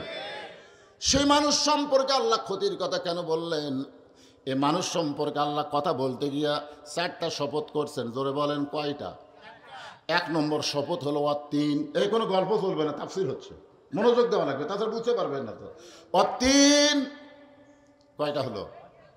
1টা। জাইতুন, অতুরি সিনিন, ওয়াহাজাল বালাদিল আমিন। 4টা শপথ করে আল্লাহ বললেন, লাকাদ খালাকনাল ইনসানা ফি আহসানি তাকবীর। 4টা শপথ করে আল্লাহ বললেন, মানুষকে অবশ্যই আমি সবার চাইতে সুন্দর করে সৃষ্টি করেছি। জোরে করে সুবহানাল্লাহ। আমার আগে যে বক্তা ওয়াজ করলো না, ওই বক্তা বললো না 2টা শর্তে তালাক হয়নি। কয়টা? হ্যাঁ, এই আয়াত এখানে আল্লাহ বলতেছেন মানুষকে আমি সবার চাইতে সুন্দর করে সৃষ্টি করেছি। এখানে চাঁদ তো সুন্দর না, সুন্দরকে, কিন্তু বাদশার বউ তালাক দিছে কি দিয়ে? হ্যাঁ, চাঁদের কথা ভাঙ্গা দিল না, আসে গেছে থেকে ভেঙ্গে গেল। এক বক্তার ওয়াজ আর এক বক্তা ভাঙ্গা দিলে হবে? এখানে এসে গেছে লাকাদ খালাকনাল ইনসানা ফি আহসানি তাকবীর। সুন্দর করে আল্লাহ মানুষকে তৈরি করেছে, সৃষ্টি করেছে। আপনারা অবশ্যই জানেন আদমকে প্রথম আল্লাহ তৈরি করছে, হাওয়াকে কিন্তু আল্লাহ প্রথম তৈরি করেনি। কোরআনে আল্লাহ কি বলতেছেন? উসজুদুলি আদামা ও হাওয়া। আছে নাকি? আল্লাহ কি বলেছেন? উসজুদুলি আদামা, আদমকে সিজদা করো। এখানে হাওয়ার কোনো গল্প নাই। সে হাওয়ার জাতেরা প্রধানমন্ত্রী হয় আর আদমের জাতেরা খালি নিচে থাকে। জোরে কথা ঠিক কি না? হায় হায়, এই খালেদার পর থেকে হাসিনা মনে হচ্ছিল আদমের জাতকে আমরা উপরে দেখবার পামই না। কি একটা কথা! আল্লাহ কোরআনে বলেছে, আর রিজালু কাওয়ামুনা আলান নিসা, মরদ থাকবে উপরে, নারী থাকবে তলে। আর 92% মুসলমানের দেশে মেয়ে মানুষ থাকে উপরে, মরদ থাকে তলে। কি বুঝতেছেন? এখানে আল্লাহ কি বলেছেন? উসজুদুলি আদামা ওয়া হাওয়া, যে আদম হাওয়াকে সেজদা করো। এ কথা আল্লাহ বলেছেন? আল্লাহ শুধু বলেছেন উসজুদুলি আদামা, আদমকে সেজদা করো। এখান থেকে আল্লাহ বুঝাই দিলেন মেয়েদের চাইতে পুরুষের দাম আল্লাহর কাছে বেশি। জোরে কথা ঠিক কি না? সব ফেরেশতা সেজদা করলেই একজন খালি করেনি। ওই তার ফেরেশতা না, ওই কিন্তু জিনের সন্তান। আচ্ছা, আদমকে সেজদা না করাতে আল্লাহ কি খুশি হলো না বেজার হলো? আল্লাহ বললেন, ইবলিস সবাই আমার আদমকে সেজদা করলো, তুই কেন করলি না? ইল্লা ইবলিস আবা ওয়াস্তাকবার। ইল্লা ইবলিস আবা ওয়াস্তাকবার, ইবলিস একটু অহংকার করছে। আপনারা বলেন তো, আদমকে সেজদা না করায় ইবলিস অহংকার করেছে, এতে আল্লাহ খুশি না বেজার? আল্লাহ বলেন বের হয়ে যাও, আমার হেদায়েতের মধ্যে, রহমতের মধ্যে তোর আর জায়গা হবে না, বের হয়ে যা। ইবলিস যাওয়ার সময় বলতেছে, আল্লাহ আপনি যখন যাওয়ার বলছেন আমার থাকার কোনো সুযোগ নেই, কিন্তু আপনাকে একটা প্রশ্ন করব। আল্লাহ বলে কি প্রশ্ন করবি? ইবলিস বলতেছে আমার প্রশ্ন হলো আপনি বড় না আদম বড়? আপনারা বলেন তো, এটা মানুষের প্রশ্ন না শয়তানের প্রশ্ন?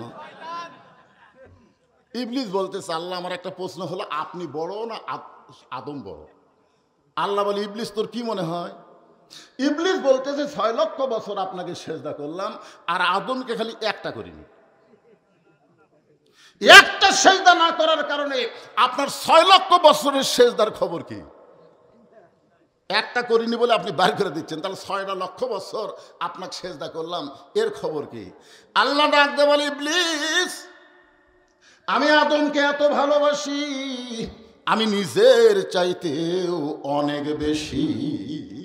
সুবহানাল্লাহ কর না কেন? আল্লাহ বলতেছে ইবলিস আমি আদমকে এত ভালোবাসি, আমার চাইতেও অনেক বেশি। একটা সেজদা দেওয়ার না দেওয়ার কারণে তোর 6 লক্ষ বছরের সেজদা আমি আল্লাহ বাতিল করেছি।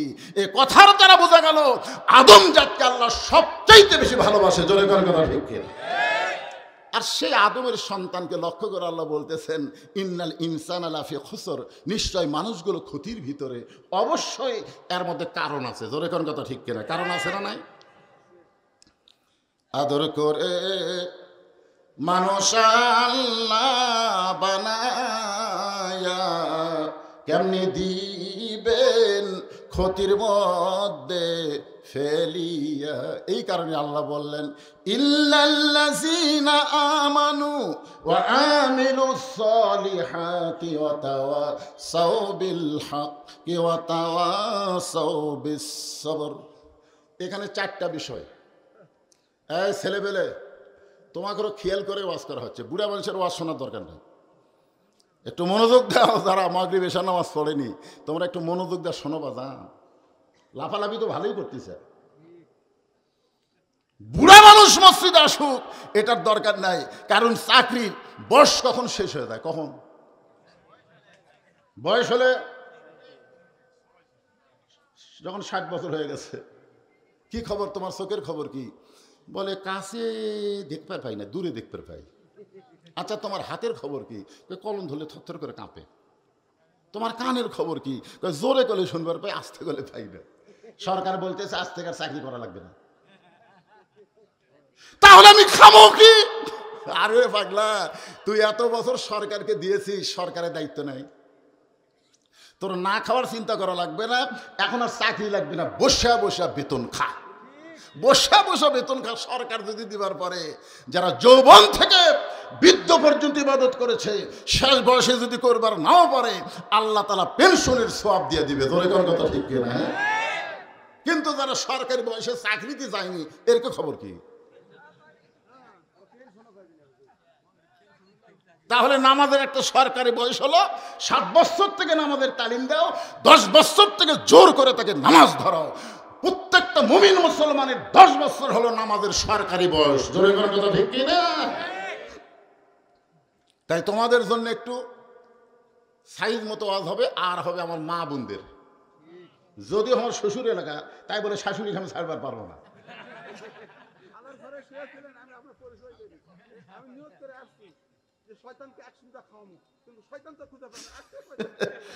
আলহামদুলিল্লাহ। তারপরেও শ্বশুর এলাকা তো একটু ব্রেক দিয়ে দেয়, ওয়াজ করা লাগবে নাকি? কোন যতদূর পর্যন্ত বলা যায়। ও দো ইলা সাবিলি রাব্বিকা বিল হিকমা, আল্লাহ কোরআনে বলেছে হিকমত নিয়ে কৌশল করে দাওয়াত দাও, মানে ডাইরেক্ট দিও না। শ্বশুর এলাকা তো ডাইরেক্ট দিলে একটু সমস্যা আছে, একটু হিকমতের সাথে দেওয়া লাগবে। ঠিক কিনা বলেন? আমার কথাকে আপনারা বুঝতে পারতেছেন? হ্যাঁ, এই জন্য সবাই বসেন। এখানে 4টা বিষয় আলোচনা হবে। 1 নম্বর হলো ঈমান। ঈমান যদি না থাকে আপনি যত আমল করেন কোনো আমলও আল্লাহর দরবারে কবুল হবে না। এই জন্য 4টা বিষয়ের 1 নম্বরের নাম কি? আরো জোরে। নামাজ ভঙ্গের কারণ আছে, রোজা ভঙ্গের কারণ আছে, যাকাত ভঙ্গের কারণ আছে, ওযু ভঙ্গের কারণ আছে, কিন্তু ঈমান ভঙ্গের কারণ আছে না নাই? অনেক মুসলমান ঈমান ভঙ্গের কারণ জানে না। আজকে আমাদের বাংলাদেশে শতকরা 92% মুসলমান, তার মধ্যে 80% মুসলমানের ঈমান নাই। এখন হয়তো বলবেন, হুজুর আপনি এটা কেমনে বললেন, কিভাবে বললেন? আপনারা তাফসীর শুনলেই বুঝবার পারবেন যে আসলে আমাদের কি হলো। আমল আছে কিন্তু ঈমান নাই। জোরে কোন কি আছে? আমল আছে কিন্তু ঈমান নাই। ঈমান ভঙ্গের 1 নম্বর কারণ হলো শিরক করা। জোরে কোন কি করা? কোনো ব্যক্তি যদি বলে বিএনপি ক্ষমতাত আছে, আওয়ামী লীগ ক্ষমতা ছিল, আগামীতে বিএনপি ক্ষমতা যাবে, আপনার বলেন তো এটা তাওহীদ না শিরক? কেন শিরক হলো? আল্লাহ বলেছেন অহু আলা কুল্লি শাইইন কদির, প্রত্যেকটা বিষয়ের উপরে একমাত্র ক্ষমতাকার। তাহলে আওয়ামী লীগ ক্ষমতায় ছিল, বিএনপি ক্ষমতাত আসবে, এ কথা যারা বলতেছে সঙ্গে সঙ্গে তাদের ঈমান ভেঙে যাচ্ছে। জোরে কোন কথা ঠিক না? কোন দল ক্ষমতায় ছিল না, সব সময় যিনি ক্ষমতাবান তিনি কে? আরো জোরে, জোরসে বলুন। তাবারাকাল্লাযী বিয়াদিহিল মুলকু ওয়া হুয়া আলা কুল্লি শাইইন কাদির। আমি 11 সালে যখন হজ করবার গেলাম, 11 সালে, তখন আমার সঙ্গে হজের সাথী ছিল আদমদিঘি উপজেলার চেয়ারম্যান। আদমদিঘি উপজেলার চেয়ারম্যান নাম হলো রাজু। ওই দল করে আওয়ামী লীগ। কোন দল?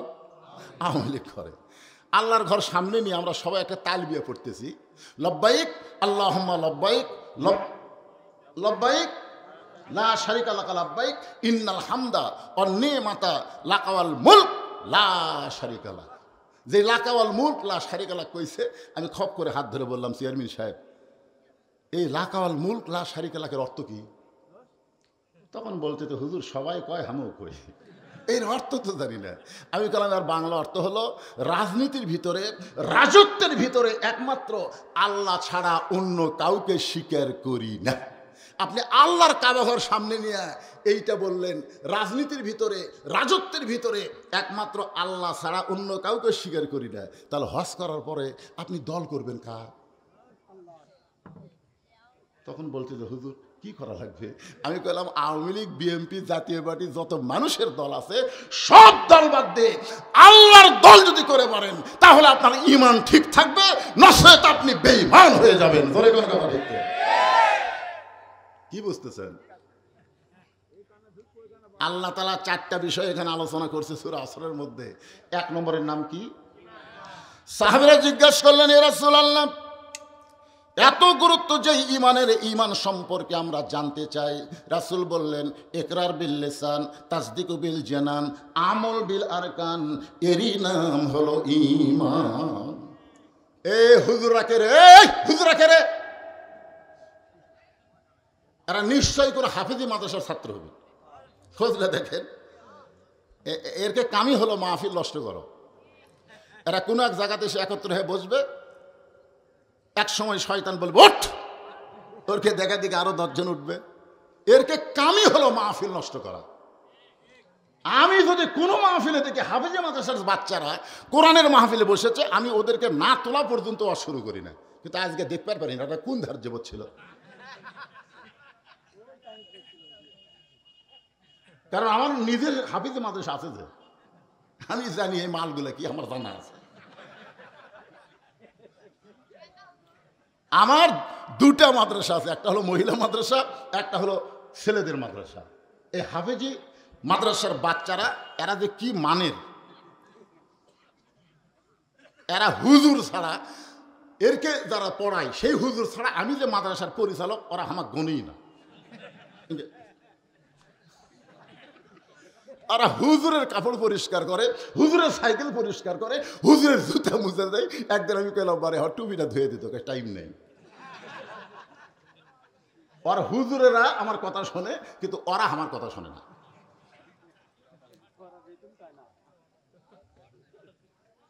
আর দেখেন তো হাফেজ মাদ্রাসার বাচ্চারা কোনো জায়গাতে আছে? এই 4টা বিষয় আজকে কোরআন থেকে খোলা খুলি আমাদের শোনা লাগবে। জোরে কোন কথা ঠিক কি না? এখন আর সেই দিন নাই, এখন আর আগের দিন নাই, আগের দিন ভাগে খাচ্ছে। এই শিবগঞ্জের মধ্যে আমার ওয়াজ বন্ধ করে দিয়েছিল। জোরে করেন কথা ঠিক কি না? এখন আর সেই দিন আছে?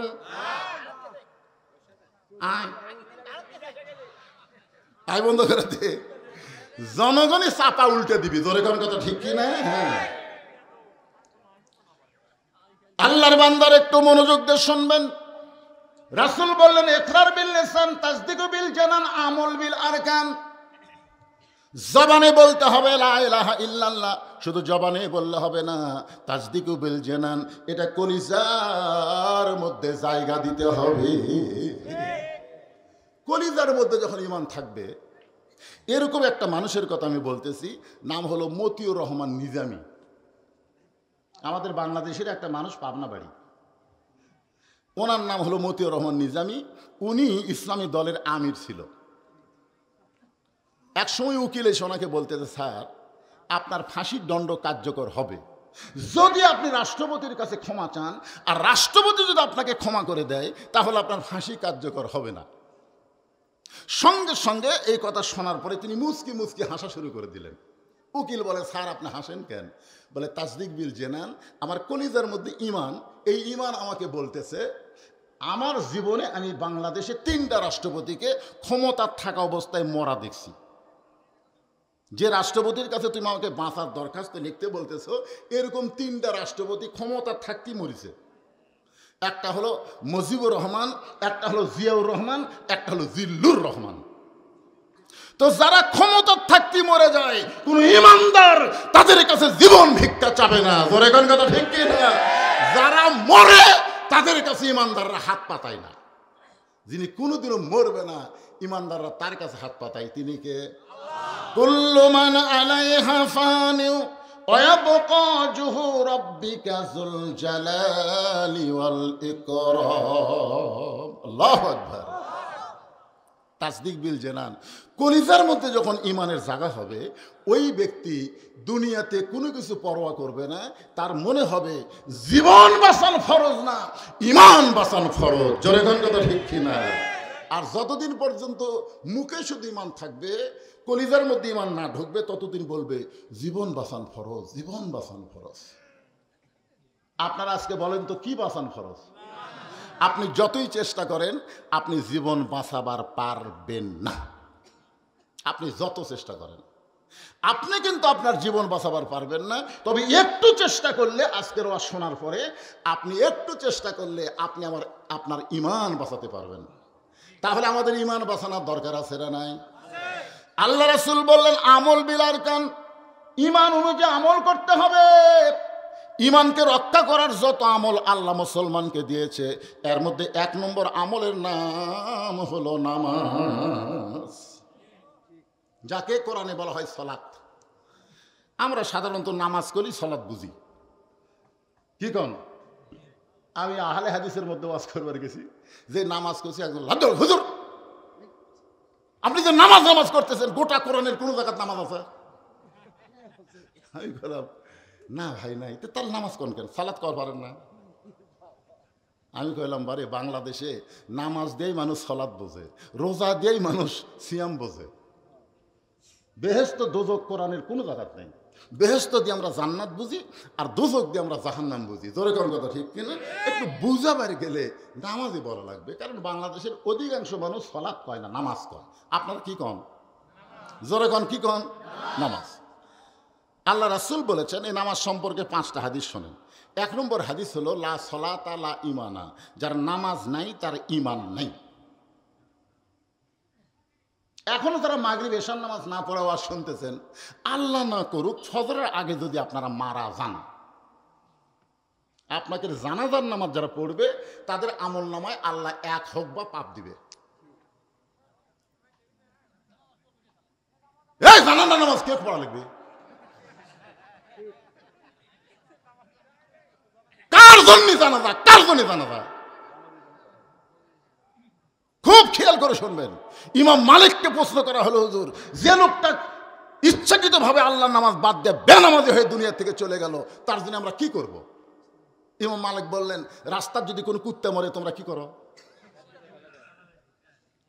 তো বলতেছে রাস্তাত কুত্তা বলে একসময় কুত্তা পচে দুর্গন্ধ হবে, এই জন্য মানুষ চলাচলের কষ্ট হবে, এই কারণে কুত্তাকে টাইনা লিয়ে যে আমরা পুঁতে থুই। ইমাম মালিক বললেন কুত্তাকে গোসল করে দাও, কয় না। কুত্তাকে কাফনের কাপড় পরাও, কয় না। কুত্তারিকে খাটনির তোলো, কয় না। তাহলে একটা কুত্তাও যা, একটা বেনামাজি উঠে। এই কথা যেই কইছে বুঝলেন, 4-5টা কুত্তা দৌড়াচ্ছে। ইমাম মালিকের চারিদিকে ঘাউ ঘাউ ঘাউ ঘাউ করতেছে। ইমাম মালিক কয় কে রে, আমার ভুল কোন জায়গা হলো? এমন সময় আল্লাহর কোরআন বললেন, সুম্মা রাদাদনাহু আসফালা সাফিলিন। ইমাম মালিক, বেনামাজি বান্দা যারা কুত্তার চাইতো খারাপ, তারা কুকুরের সঙ্গে তাদের তুলনা করা যাবে না, এরা কুকুরের চাইতো খারাপ। এখন চিন্তা করেন, 1 নম্বর হাদিস কইলাম, 2 নম্বর হাদিস হলো লা সলাতা লা দিনা, যার নামাজ নাই তার কোনো ধর্মই নেই। আপনি বলেন তো বেনামাজি এরা কোন ধর্মের লোক? হিন্দুদের তো মন্দির আছে, আছে না নাই? এরা মাসে না পারুক বছরে তো যায়, 12 মাসে 13 পূজা। খ্রিস্টানদের আছে গির্জা, ইহুদিদের আছে প্যাগোডা, কিন্তু মুসলমানের মসজিদ, এই বেনামাজিরা মসজিদেও যায় না। তাহলে এরা কোন ধর্ম? এই জন্য রাসূল বলেছেন লা সলাতা লা দিনা, যার নামাজ নাই তার কোনো ধর্মই নেই। কয়টা গেল? 3 নম্বর হাদিস হলো মান তারাকা সালাতু মুতাম্মিদান ফাকাদ কাফারা। ইচ্ছা করে যারা 1 ওয়াক্ত নামাজ বাদ দিল, তারা আল্লাহর সঙ্গে কুফরি করলো। 4 নম্বর হাদিস হলো বাইনাল আবদি ওয়াল কুফরি তরকুস সালাত। বান্দা কাফেরের মধ্যে পৃথক করার জিনিসটারই নাম হলো নামাজ। সুবহানাল্লাহ। এখন বলেন তো, সূরা আসরের 2 নম্বর বিষয় কি? ও আমিলুস সলিহা, নেক আমল করা। আর নেক আমলের 1 নম্বর ইবাদতের নাম কি? সবাই বলেন না কে ভাই? নামাজ না পড়লেও এই সহি কথাটা কোরআন শরীফে আল্লাহ নামাজের কথা কতবার কইছে। হুঁশ করছেন আপনি? আমার একই ওয়াজ খালি 2 জায়গাত করলি কয় হুজুর কি কয়, এ ওয়াজ ওখানে করলো, এ ওয়াজ আবার এটি করলো, একই ওয়াজ। আর আল্লাহ যে একই নামাজের কথা 82 বার করলো, আপনারা কি করবেন? আল্লাহ এত নামাজের কথা কোন, একই নামাজের ওয়াজ কতবার করবেন? কি তাই মনে করতেছেন? বুঝতে হবে ভাইজান, ইমানকে রক্ষা করবার গেলে 1 নম্বর নেক আমল হলো নামাজ। পুরুষের জন্য 1 নম্বর নেক আমল হলো নামাজ, আর নারীদের জন্য 1 নম্বর নেক আমল নামাজ না, 1 নম্বর নেক আমলের নাম হলো পর্দা। একটু জবান খুলে বলেন, পুরুষের জন্য 1 নম্বর নেক আমলের নাম কি? আর নারীদের জন্য 1 নম্বর নেক আমলের নাম কি? আমার মা বোনদের জন্য বলবো, মা, পর্দা যদি না থাকে আপনি যতই নেক আমল করেন, একটা আমলও আল্লাহর দরবারে কবুল হবে না। প্রত্যেকটা আমল যদি আল্লাহকে কবুল করাতে চান, 1 নম্বর আমলের নাম হলো পর্দা। এখন হয়তো অনেকে ছেলে পেলে বলতে, হুজুর আমরা না হয় 5 ওয়াক্ত পড়ি না, আমরা কি জুম্মা পড়ি না? তাহলে যারা জুম্মা পড়তেছে এরাও কি বেনামাজি? আমি কোরআনের একটা আয়াত দেখলাম, আপনারা দেখছেন, লা তাকনাতু মির রাহমাতিল্লাহ ইন্নাল্লাহা ইয়াগফিরুয যুনুবা জামিয়া ইন্নাহু হুয়াল গাফুরুর রহিম।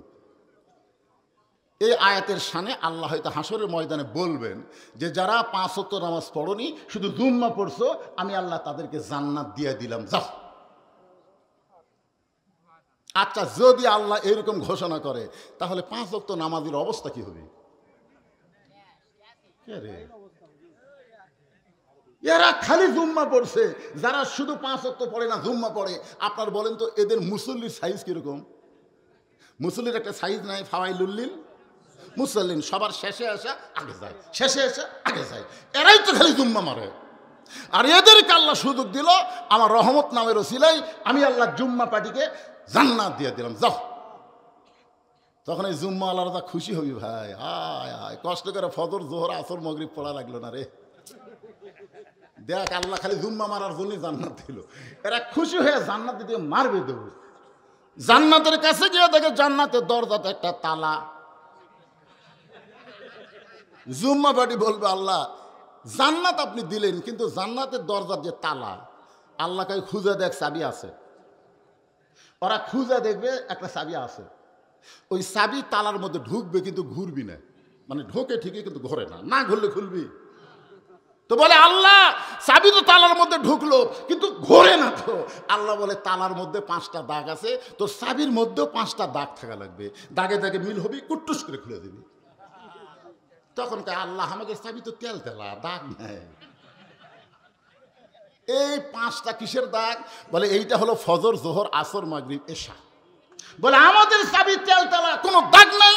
আল্লাহ বলে জান্নাত দেখে ফেরত। যারা শুধু জুম্মা মারতেছে এরা জান্নাত দেখতে পারবি কিন্তু ঢুকতে পারবি না, দেখে ফেরত আসা লাগবে। আপনারা কি খালি জান্নাত দেখবেন না তালা খুলে ভিতরে ঢুকবেন?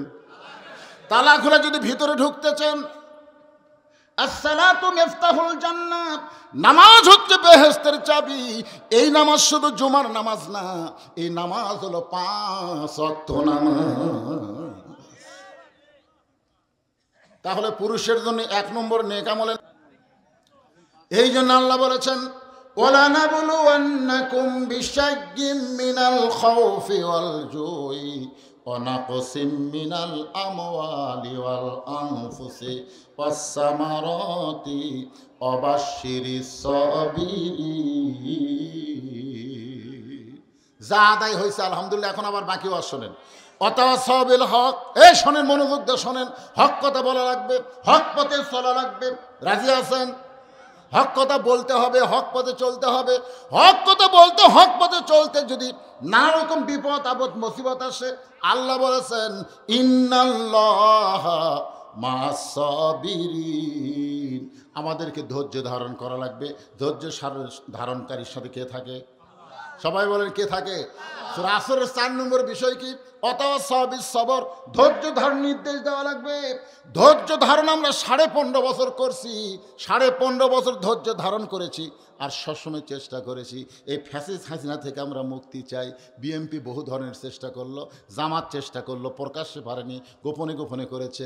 কিন্তু হঠাৎ আবু সাঈদ রংপুরের একটা ছেলে আর বসে থাকে নাই, অশান্তির আগুন কলিজার মধ্যে নিয়ে দাউ দাউ করে বাতিলের সঙ্গে আপোষ না করে হকের পক্ষে যখন 2 হাত বাড়ায় দাঁড়িয়ে গেল, আল্লাহ বলে রক্ত দেওয়া মাত্রই হাসিনার পতন শুরু হয়ে গেল। জোরে কোন ঠিক কিনা? আপনারা বলেন তো আবু সাঈদের খবর কি? কি ভালো? আচ্ছা, আবু সাঈদকে যখন প্রথম গুলি করলো, আবু সাঈদ কি বলছে? ও মারে বাবারে, আমার গুলি করছে রে, মারো, দৌড়ে। দৌড় মারছে? আপনারা বলেন তো গুলি করার পরে আবু সাঈদ কি পিছন দিকে গেছে না সামনে গেছে? তাহলে একটা গুলি চামড়া ভেদ করে ভিতরে ঢুকলো, তাহলে তার কি হলো? ওই সামনে যায় কেন? আপনি চিন্তা করে দেখছেন, বুখারী শরীফে একটা হাদিস আছে যে আল্লাহ যাদেরকে শহীদ হিসেবে কবুল করে, শহীদের মৃত্যুটা কি রকম কষ্ট, একটা চিনি খাওয়া পিঁপড়া কামড় মারলে যেমন কষ্ট হয় তার চাইতে কম কষ্ট চিনি খাওয়া পিঁপড়া। চিনি খাওয়া পিঁপড়া বোঝেন? চিনি খাওয়া পিঁপড়া একটা না 10টা যদি আপনার কামড়ায়, আপনি মনে করবেন চুলকাই করে, চুলকাই করে, মানে ব্যথা তো নাই, চুলকানি তো 10টা কামড়াবে চুলকানি। তাহলে আবু সাঈদের শানে নবীর হাদিস যে সত্য, গুলি খাওয়ার পরে ও মারে বাবারে না কয়ে সামনে যায়, তার মানে বোঝা গেল গুলি ঢুকতেছে ঠিকই কিন্তু ব্যথা লাগতেছে না। আবার গুলি করলো, আবার সামনে যায়, আবার গুলি যখন করলো তখন 2 জন ছাত্র যায় আবু সাঈদকে যেই ধরলো, আবু সাঈদ টলে পড়লো, একটা শব্দ পর্যন্ত করলো না। এখান থেকে প্রমাণ হয়ে গেল বাতিলের বিরুদ্ধে হকের বিজয় শুরু হলো। জোরে কথা ঠিক কিনা? কিন্তু এই গুলি খাওয়া পর্যন্ত অতাওয়াসাউ বিস সবর, সে ধৈর্য ধারণ করেছে। যে মায়ের কোনোদিন বাচ্চা হয়নি বিয়ে হওয়ার পরে এবার প্রথম বাচ্চা হচ্ছে, আপনারা বলেন তো এমনি এমনি বাচ্চা হয়? কি বলবো প্রসবের কথা, মা বিনে সেই ব্যথা কেউ তো বুঝিবে না। মাজন ঠেকিয়া সন্তানের দায়, অকালে মা মারা যায়, কেন সে মায়ের ভক্তি করো না, এমন দরদি ভাবে কেউ হবে না আমার মা গো। যখন প্রসব ব্যথা শুরু হয়ে গেছে, কোনোদিন তো হয়নি, এবারে প্রথম, ও মা রে বাবারে, এই জীবন রাখবো না রে, গলা দড়ি দিব, বিষ খামো, মানে কষ্টের ঠেলা আমি কি করছে তার ঠিক নেই, গলা দড়ি দিবি, বিষ খাবি। ইতিমধ্যে দাদি নানি দৌড়ে যায় হাসতে হাসতে, দাদি নানি হাসতে হাসতে দৌড়ে দেয়, ও ধাক্কা ঘরের মধ্যে, তাই কি করছে রে, কই দাদি এত ব্যথা হচ্ছে, এই জীবন আর রাখবো না, গলা দড়ি দেবো, বিষ খামো। দাদি নেন কই পাগলি, তোর পায়ের তলে সন্তানের জান্নাত, তোর পায়ের তলে সন্তানের জান্নাত, পায়ের তলে সন্তানের জান্নাত হবি এমনি এমনি। অতা সবই সবর, ধৈর্য ধর। জোর করে নিয়ে যে নাতনিক শোয়াই দিয়ে ঠান্ডা পানির মধ্যে নরম কাপড় চুবড়ে কপালে দিচ্ছে আর বলতেছে অতা সবই সবর, ধৈর্য ধর। ওই খালি এই তুই যে ওরে ওরে করতেছিস, এ রাস্তাতে মানুষ যাচ্ছে না? রাস্তার মানুষ যদি শোনে ওই বাড়ির একটা মেয়ে বাচ্চা হওয়ার সময় যা চিল্লি করলো, তোর লজ্জা নেই? তখন তাহলে ব্যথা হচ্ছে কি কর্ম? দাঁতের ওপর দাঁত দিয়ে, দাঁতের ওপর কর, দাঁতের ওপর দাঁত দিয়ে। আর দাদি নানি খালি বলতেছে ধৈর্য ধর, ধৈর্য ধর, তুই একটা সন্তানের মা হবি, তোর পায়ের তলে সন্তানের জান্নাত হবে। ধৈর্য ধরেছে, আর কান্দিস না, রাস্তার মানুষ শুনলে তোর দুর্নাম করবে। এখন কত কষ্ট হচ্ছে, তারপরও যখন ধৈর্য ধারণ করেছে, অতাওয়া সবই সবর। এমন সময় দাদি ইশারা করছে, ধাইমা ধাইমা, ধাত্রীমা থাকে তা চোখ টিপি মারছে। তার মানে কি? চোখ টিপি মারে মানে আমরা ধৈর্যের ওয়াজ করে এক্সারসাইজ করছি, এই সময় মারতাম। যে বাচ্চাকে টান মারছে সঙ্গে সঙ্গে মা কষ্টের যন্ত্রণায় বেহুশ হয়ে গেছে। সন্তান বের হয়ে মা মা বলে কাঁদতেছে, ম্যা ম্যা বলে কাঁদতেছে, কিন্তু ওই কান্নার সাউন্ড মায়ের কানে যায় না। মা বেহুশ অবস্থায় আছে। সন্তানকে গোসল করায়া যখন ধাত্রী ওই সন্তানকে দাদি নানির হাতে দেয়, দাদি নানি আস্তে করে মায়ের বুকের উপরে সন্তানকে রাইখা দেয়। যেই মাত্র সন্তান মায়ের বুকের উপরে, মায়ের কলিজার উপরে যখন সন্তান সন্তানের দেহের পরশ পাইয়া মা হুঁশ ফিরে পাইছে, মা হুঁশ ফিরে পাইয়া সন্তানকে এক নজর দেখে ওই সন্তানকে মুখের কাছে নিয়ে এসে জিব্বা বের করে যখন চুমা খায়, দাদি নানি তিরস্কার করে বলে, এরই জন্যই তুই গলার দড়ি দিবার চাইলি, এর জন্য বিষ খাবার চাইলি, একে লাত্তি মারা ফেলা দে, আরে চুমা খাস না। মা তখন বলে, দাদি গো, প্রসব কষ্ট সহ্য করার পরে এমন একটা নিয়ামত পাইছি, এই নিয়ামত রে চুমু দেওয়ার সঙ্গে সঙ্গে আমার সব কষ্ট ভুলে গেছি। আজকে আমাদের বাংলাদেশে আল্লাহর কোরআনকে সংসদ পর্যন্ত নেওয়ার জন্যে, আল্লাহর কোরআনের আন্দোলন করার জন্যে এই বাংলাদেশে অনেক মুসলমান প্রসব ব্যথার মতন কষ্ট সহ্য করছে। ধরে কোন কথা ঠিক কিনা? এত কষ্ট সহ্য করার পরে যদি আল্লাহর কোরআনকে আমরা আগামীতে সংসদে দেখতে পাই, এই কোরআন মোতাবেক বাংলার মুসলমান চলবে। আর যারা কষ্ট করেছে তারা সব কষ্ট প্রসব ব্যথার মতন ভুলে যাবে। এই জন্যে গোটা বাংলাদেশ ওয়াজ করে আল্লাহ পাক আমাকে আপনাদেরকে সবাইকে দেখাচ্ছে, সব দেখা হলো শেষ। আগামীতে আমরা দেখব শুধু কোরআনের ওয়াজ শুনবো না, এই কোরআনের বাংলা দেশ আল্লাহ যেন কবুল করে। আমি শহীদ প্রেসিডেন্ট জিয়াউর রহমান তা দেখেছি ছোটোবেলায়। আপনারা যারা দেখছেন আপনারা বলেন তো, শহীদ প্রেসিডেন্ট জিয়াউর রহমান তিনি কেমন মানুষ ছিলেন? খালি ভালো।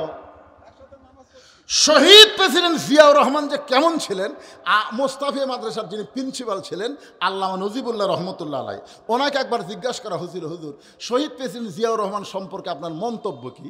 উনি বললেন, শহীদ প্রেসিডেন্ট জিয়াউর রহমান হলেন হযরত উমর ফারুকের সিমটম। ধরে কেন সুবহানাল্লাহ।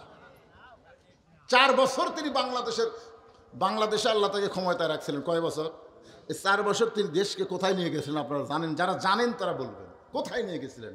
তিনি যখন দুনিয়া থেকে বিদায় নিলেন তখন তার ভাঙ্গা সুটকেসের মধ্যে জায়নামাজ আল্লাহর কোরআন পাওয়া গেল। ধর্ম নিরপেক্ষকে বাদ দিয়ে তিনি বিসমিল্লাহির রহমান রহিম শুরু করলেন। জোরে কোন কথা ঠিক কিনা? ইসলামের মূল মন্ত্র নিয়ে তিনি বাংলাদেশকে শাসন করলেন। আপনারা বলেন তো, শহীদ প্রেসিডেন্ট জিয়াউর রহমান কোনোদিন বলেছেন রাজাকার এই মুহূর্তে বাংলা ছাড়? এ কথা কোনোদিন বলছেন? কথা কন না কেন ভাই? বলছেন? আচ্ছা, খালেদা জিয়া কোনোদিন বলছে রাজাকার এই মুহূর্তে বাংলা ছাড়? এরা কোনোদিন বলছে? আচ্ছা, তারেক জিয়ার মুখে কোনোদিন শুনছেন এরা রাজাকার এই মুহূর্তে বাংলা ছাড়? কোনোদিন শুনছেন? তাহলে জিয়াউর রহমান কয় না, খালেদা জিয়া কয় না, তারেক জিয়া কয় না, এই শালা পাংশা পুটিরা কোত্থেকে বাইরে হলো? পাংশা পুটিরা।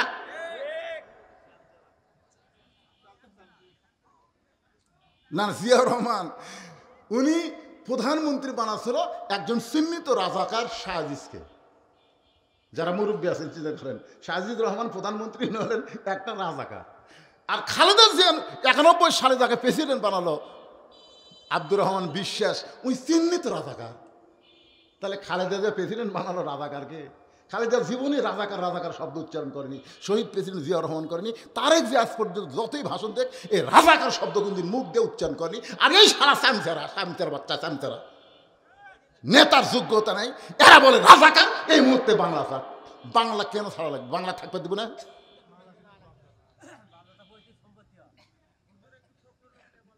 কিসের ফখরুল? ওলা কোয়ার টাইম আছে আমার, এটা শেষে বললাম। হক হক কথাটা বলা লাগবে, এই জন্য বলে দিলাম। আমার কথা কি বুঝলেন?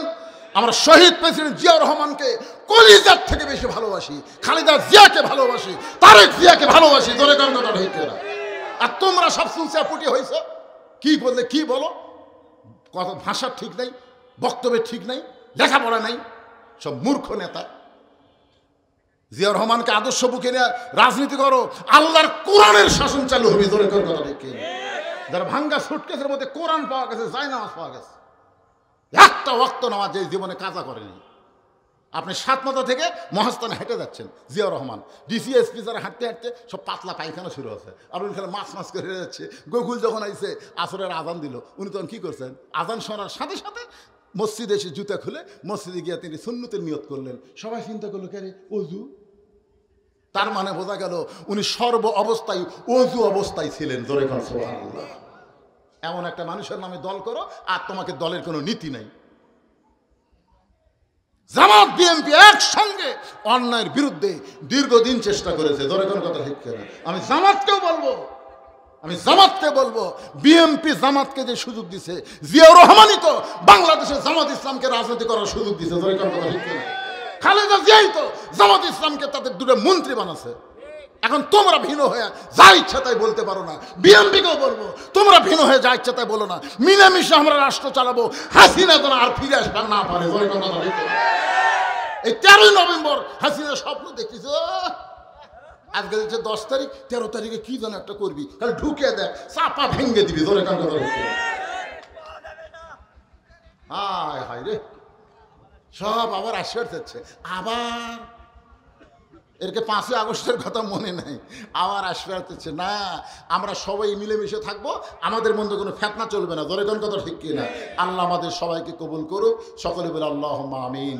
আস্তাগফিরুল্লাহ রাব্বি মিন কুল্লি জামবি ওয়া আতুবু ইলাইহি লা হাওলা ওয়ালা কুওয়াতা ইল্লা বিল্লাহিল আলিয়্যিল আযীম। আল্লাহুম্মা আমিন। আল্লাহুম্মা আনতাস সালাম ওয়া মিনকাস সালাম, তাবারাকতা ইয়া যাল জালালি ওয়াল ইকরাম। আয় আল্লাহ তাআলা, তোমার বান্দারা কষ্ট করে মেহনত করে এই জান্নাতের বাগান লাগাইছে মহিলা মাদ্রাসাকে কেন্দ্র করে। আল্লাহ তাআলা আজকের মাহফিল আমাদের সকলার হেদায়েতের জন্যে, নাজাতের জন্যে, জান্নাতের জন্যে কবুল করে নাও। এই মাহফিলের শুরু থেকে শেষ পর্যন্ত যতটুকু আলোচনা হয়েছে আল্লাহ, এর মধ্যে যদি ত্রুটি হয়, ভুল হয়, মাফ করে দাও। এর যা হাদিয়া মঞ্জুর করো, সোনার মদিনায় নবী পাকের রওজা মোবারকে আল্লাহ কবুল করে নাও। তামাম আম্বিয়ায়ে কেরাম, আসহাবে কেরাম, তাবিনী কেরাম, তাবা তাবিনী কেরাম, তামাম পৃথিবীর মাটির নিচে যত মুমিন মুমিনা শুয়ে আছে আল্লাহ, সকলের আরওয়াহ আর হাদিয়া কবুল করো। আল্লাহ আমরা যারা হাত তুলেছি, আমাদের জনম দুঃখনী মা যাদের কবরে চলে গেছে, দরদের বাবা যাদের কবরের ঘরে, আল্লাহ মেহেরবানি করে মা বাবার কবরকে জান্নাতের টুকরা বানিয়ে দাও। আমাদের দাদা দাদি, নানা নানি, শ্বশুর শাশুড়ি যাদের কবরে গেছে, আল্লাহ কবরবাসীদের মাফ করে দাও। আল্লাহ, যে মানুষটা আমার বাড়িতে গিয়া আজকের মাহফিলের দাওয়াত দিয়েছিল, দাওয়াত দেওয়ার কিছুদিন পরে লোকটা অ্যাক্সিডেন্ট করে এই দুনিয়া থেকে বিদায় হয়ে গেছে, আমার আব্দুল হাই বাচ্চু চাচার কবরকে আল্লাহ তুমি জান্নাতের টুকরা কবুল করে নাও। আল্লাহ, আজকের মাহফিল করতে আসার পর থেকে আমার চোখের কোণায় পানি জমেছিল। যে মানুষটা বড় আশা করে আমাকে দাওয়াত দিল, আজকে সেই মানুষটার দুনিয়াতে নাই। ও মাবুদ, মেহেরবানি করে তার জন্য প্রাণ খুলে দোয়া করি। লোকটা অত্যন্ত ভালো ছিল, আল্লাহ তার কবরকে জান্নাতের টুকরা কবুল করে নাও। আল্লাহ, আজকের মাহফিলের সম্মানিত সভাপতিকে আল্লাহ তুমি কবুল করো। আল্লাহ, সহ সভাপতিকে আল্লাহ তুমি কবুল করো। প্রধান অতিথিকে আল্লাহ তুমি কবুল করো। বিশেষ অতিথিদের আল্লাহ তুমি কবুল করো। আলেম ওলামাদের কবুল করো। হাদিস সাহেবদের কবুল করো। মুরব্বীদের কবুল করো। যুবকদেরকে আল্লাহ তুমি কবুল করো। কচি কাঁচা বাচ্চাদেরকে আল্লাহ তুমি কবুল করো। পর্দার অন্তরালে আমার মা বোনেরা বসে বসে ওয়াজ শুনেছে, আবিদা সালিহা কবুল করে মা ফাতেমার চরিত্র চরিত্র দান করো। আল্লাহ আমি বড় অসুস্থ, আমার মতো অসুস্থ অবস্থায় যারা হাত তুলেছে সবাইকে সুস্থতার নিয়ামত আল্লাহ দান করে দাও। আল্লাহ এই গ্রামের উপরে রহমত বরকতের দরজা খুলে দাও। এই মাদ্রাসাকে কিয়ামত পর্যন্ত আল্লাহ তুমি কবুল করে নাও। এই মাদ্রাসা থেকে যারা কোরআনের হাফেজা বের হচ্ছে তাদেরকে আবেদা সালেহা মা ফাতেমার চরিত্র দান করে দাও। আল্লাহ এই মাদ্রাসাকে মহব্বত করে আজকে নগদে বাকিতে যারা দান করে গেল আল্লাহ সব দানগুলোকে জান্নাতের বিনিময় হিসেবে কবুল করো। প্রত্যেক বছর এমন করে একটা কোরআনের বাগান যেন এরা লাগাতে পারে এমন ইমানি শক্তি এদেরকে দান করে দাও। আল্লাহ যুবকদেরকে ফজর থেকে 5 ওয়াক্ত নামাজ আদায় করার তৌফিক দাও। আয় আল্লাহ তাআলা আমার গোটা বাংলাদেশে শুধু কোরআনের ওয়াজ শুনবো না, আল্লাহর কোরআন অনুযায়ী আমরা চলতে পারবো এমন দৃশ্য আমাদের সবাইকে দেখার তৌফিক দিয়ে দাও। বিশ্বের মুসলমানকে আল্লাহ তুমি হেফাজত করো। ফিলিস্তিন গাজার মুসলমানকে আল্লাহ তুমি রক্ষা করো। পৃথিবীর যত জায়গায় মুসলমান বিপদে আছে সমস্ত মুসলমানকে আল্লাহ তুমি খাস করে হেফাজত করো। সুবহানা রাব্বিকা রাব্বিল ইজ্জাতি আম্মা ইয়াসিফুন ওয়া সালামুন আলাল মুরসালিন আলহামদুলিল্লাহি রাব্বিল আলামিন। ওয়াজাল আখিরাতি কালিমাতুন ইনদাল মাউতি। সকলে পড়েন লা ইলাহা ইল্লাল্লাহু মুহাম্মাদুর রাসূলুল্লাহ সাল্লাল্লাহু আলাইহি ওয়াসাল্লাম। আনফুসানা ওয়া মিন সাইয়্যাতি আমালিনা মান ইয়াহদিয়াল্লাহু ফালা মুদিল্লা লাহু ওয়া মান ইউদ্লিলহু ফালা হাদিয়া লাহু। সকলে জবান খুলে বলেন আশহাদু আল্লা ইলাহা ইল্লাল্লাহু ওয়াহদাহু লা শারীকা লাহু ওয়া আশহাদু আন্না মুহাম্মাদান আবদুহু ওয়া রাসূলুহু আল্লাযী أرسل رسوله بالحق بشيرا ونذيرا وداعيا إلى الله بإذنه وسراجا منيرا. فقد قال الله تعالى في كلامه المجيد والفرقان الحميد. জবান খুলে সকলে পড়েন আউযু বিল্লাহি মিনাশ শাইতানির রাজীম. বিসমিল্লাহির রহমানির রহিম. ওয়াল আসরি ইন্নাল ইনসানা লাফি খুসর ইল্লাল্লাযীনা আমানু ওয়া আমিলুস সালিহাত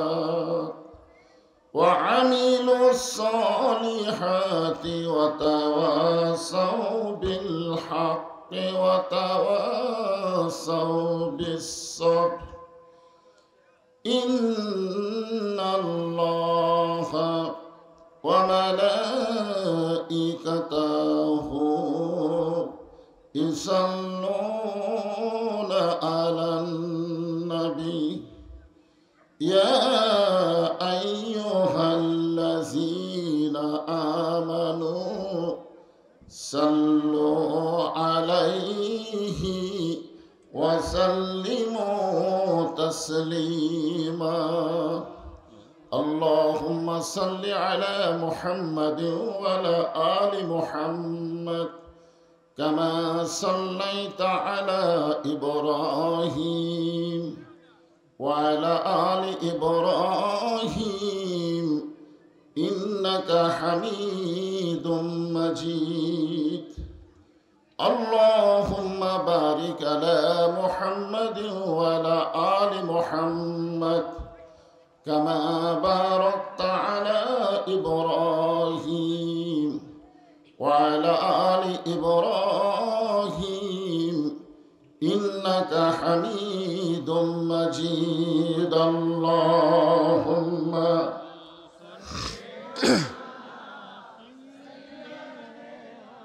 মাওলানা মুহাম্মদ ওয়ালা আলি সাইয়্যিদিনা শফিআনা।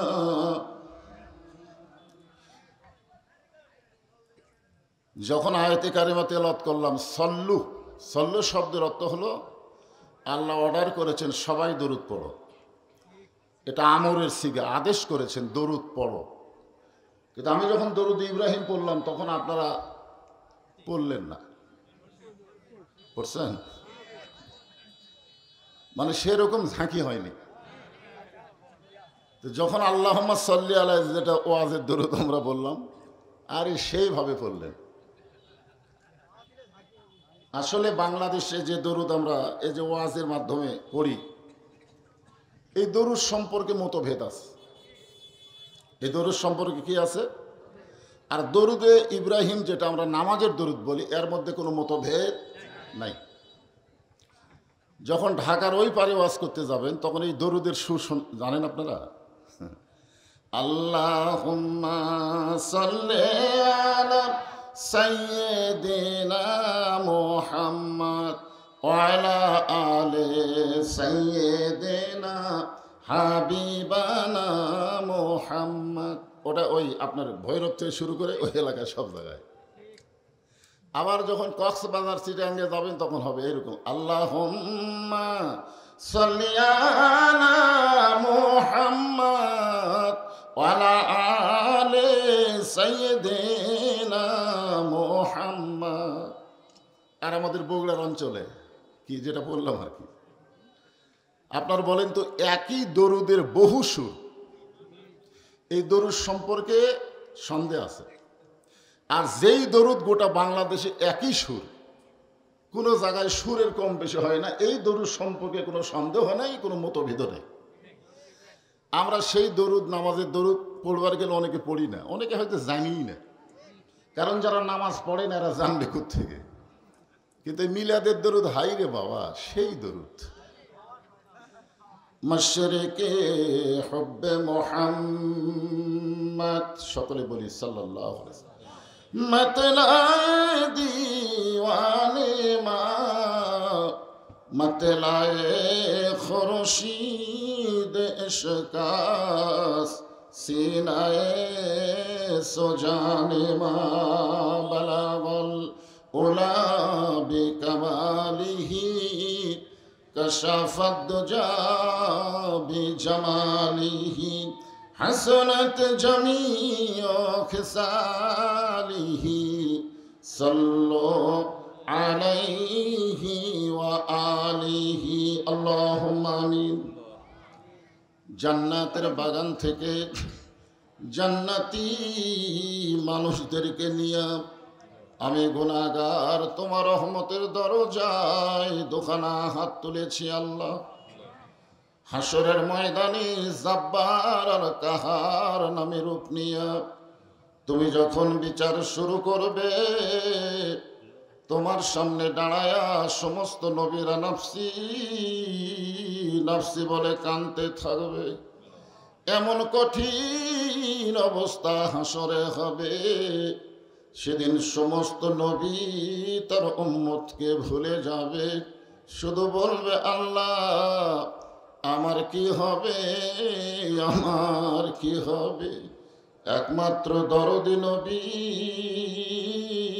শাফাতের কান্ডারি ইয়া রব্বি হাবলি উম্মতি বলে সেজদায় পড়ে যাবে। সেই কঠিন মুসিবতের সময় আজকের এই মাহফিলকে ওসিলা করে আমাদের সবাইকে রাসূলের উম্মতের কাতারে আল্লাহ কবুল করে নিও। সুবহান রাব্বিকা রাব্বিল ইজ্জাতি আম্মা ইয়াসিফুন ওয়া সালামুন আলাল মুরসালিন আলহামদুলিল্লাহি রাব্বিল আলামিন। লা ইলাহা ইল্লাল্লাহ লা ইলাহা ইল্লাল্লাহ। জবান খুলে আল্লাহর জিকির করতে কোনো শরম নাই। দয়াল বাবার জিকির করতে শরম লাগার কথা। আমাদের বাংলাদেশে বহু জিকির আছে না নাই? আমার দয়াল বাবার দরবারেতে কেউ ফিরে না খালি হাতে। এটা কি দয়াল বাবার জিকির? আল্লাহ রাসূল বলেছেন, কোন ব্যক্তি যদি সারা জীবন পাপ করে আর মৃত্যুর সময় এই কলেমার জিকির যদি তার জবানে জারি থাকে, শুধুমাত্র জবানে কলেমার জিকির জারি থাকার কারণে আল্লাহ তার জীবনের সমস্ত গুনাহ মাফ করে দেয়। যখন দুনিয়াতে আমাদের নবীর উপরে নামাজ, রোজা, হজ, যাকাত এগুলো কিছুই আসে নাই, তখন সর্বপ্রথম এসেছে এই কলেমার জিকির। সর্বপ্রথম কোরআন শরীফ পড়ে দেখেন, কোনো জায়গায় আল্লাহ বলে নাই যে বেশি বেশি নামাজ পড়ো, এ কথা বলে নাই। নিয়ম মতো ওয়াক্ত মতো নামাজ পড়ো, ঠিক কিনা বলেন? কোনো জায়গায় আল্লাহ বলে নাই যে বেশি বেশি দান করো, দান করে ফকির হবেন, এ কথা আল্লাহ বলে নাই। কোনো জায়গায় আল্লাহ বলে না যে বেশি বেশি যাকাত দাও, বেশি বেশি রোজা করো, এ কথা বলে নাই। কিন্তু জিকিরের ব্যাপারে আল্লাহ বলেছেন, ইয়া আইয়ুহাল্লাযীনা আমানু উযকুরুল্লাহা যিকরান কাসীরা, বেশি বেশি আল্লাহর জিকির করো, জোরে কোন সুবহানাল্লাহ। সমস্ত জিকিরের ভিতরে এই কলেমার জিকিরকে আবার বলা হয়েছে উত্তম, আফজালু জিকির লা ইলাহা ইল্লাল্লাহ। এই জিকির করতে আমাদের কোনো আপত্তি? তাহলে জবান খোলে লা ইলাহা ইল্লাল্লাহ, লা ইলাহা ইল্লাল্লাহ। আপনাদের এই জায়গায় একটু পাতলা আছে, দেখেন। আপনারা যারা বসে আছেন, এই জিকির করতে করতে একটু সাইড মারা দেখেন। নামাজের নিয়ত করার পরে কোনো দিকে তাকান যায় না, যায়? কিন্তু জিকির করতে করতে দেখা যায়। তো আপনার একটু দেখেন তো, এই যে আপনার হাসতেছেন, আপনার সামনে ফাঁকা। তো আপনি ফাঁকা রেখে আমি যদি দেখতাম যে আর কোনো লোক আসতেছে না, তাহলে বলতাম বসেন ভাই, দেখা যাক গোটা মাহফিল ভরে গেছে, আসলে ফাঁকা ফাঁকা। কিন্তু ওইভাবে যে কোনায় দাঁড়িয়ে আছে, সমানে আসতেছে, ওরা আমাদের ভাই, ওদের বসতে দেওয়ার জন্য একটু চেপে বসা দরকার আছে না নাই? জোরে বলেন। রোহিঙ্গা মুসলমানকে যদি আমরা জায়গা দিবার পারি, রোহিঙ্গা মুসলমান, এত ঘনবসতি হওয়ার পরেও রোহিঙ্গা মুসলমানকে আমরা জায়গা দিইনি। যেরকম দিচ্ছেন কি দেননি? তো তাহলে যারা দাঁড়িয়ে আছে এরা কি রোহিঙ্গা? ওরা আসবে বসবে কোথায়? এই জন্য আপনারা এই যে এই ফাঁকা হলো, পিছন দিক থেকে আসেন, একটু আসেন, একটু হরকতে বরকত হয়, নড়েন চড়েন। যে জায়গায় একবার বসলেন ওই জায়গা আপনার জান্নাতের সাক্ষী হয়ে গেছে। আবার জায়গা পরিবর্তন করে আরেক জায়গায় বসলেন, ওই জায়গাও আপনার জান্নাতের সাক্ষী হয়ে গেল। কারণ এইটা তুইয়া মুয়া কোনো মাহফিল না, এটা হলো জান্নাতের বাগান। ও ঢেলের জন্যে। আচ্ছা আচ্ছা আচ্ছা, দেখেন যেখানে ঢেল নাই ওখানে বসেন। হ্যাঁ, হইচই বন্ধ করে। চাঁদ সূরজার গ্রহ তারা, আল্লাহ নামের পাগল পারা। চাঁদ সূরজার গ্রহ তারা, আল্লাহ নামের পাগল পারা। আমার আল্লাহ নামের এতই দয়া, আল্লাহ নামের এতই মায়া, লুকিয়ে রাখছেন হে আল্লাহ জোরে লা ইলাহা ইল্লাল্লাহ, লা ইলাহা ইল্লাল্লাহু ইল্লাল্লাহ, ইল্লাল্লাহু ইল্লাল্লাহ, লা ইলাহা ইল্লাল্লাহ, লা ইলাহা, লা ইলাহা ইল্লাল্লাহু মুহাম্মাদুর রাসূলুল্লাহ। সকলেই রাসূলের মহব্বতে জবান খুলে বলি সাল্লাল্লাহু আলাইহি ওয়াসাল্লাম।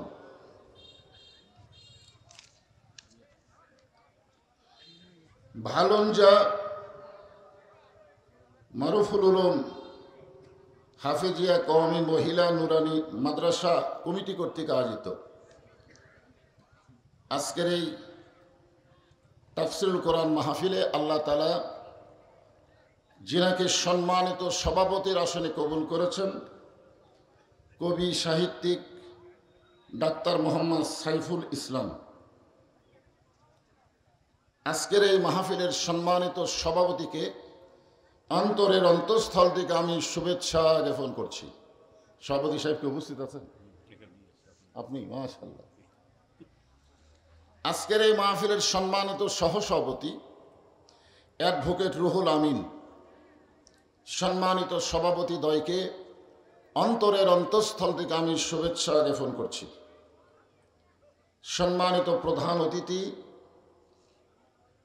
সাবেক জেলা সাব রেজিস্ট্রার জনাব মোহাম্মদ ইস্কান্দার আলী শাহানা, আজকের এই মাহফিলের সম্মানিত প্রধান অতিথিকে অন্তরের অন্তঃস্থল থেকে আমি শুভেচ্ছা জ্ঞাপন করছি।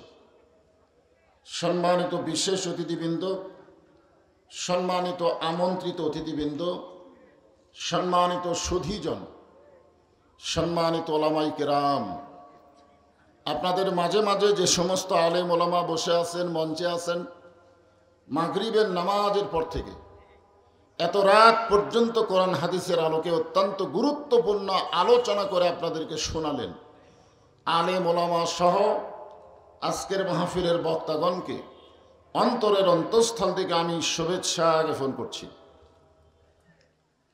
এই মুহূর্তে আমার সামনে যারা বসে আছেন, যিনাদেরকে আল্লাহ দয়া করে মেহেরবানি করে এই জান্নাতের বাগানে কবুল করেছেন, আমি যখন বললাম কবুল করেছেন, একজন মনে হয় ভুল করে আমিন করেছে।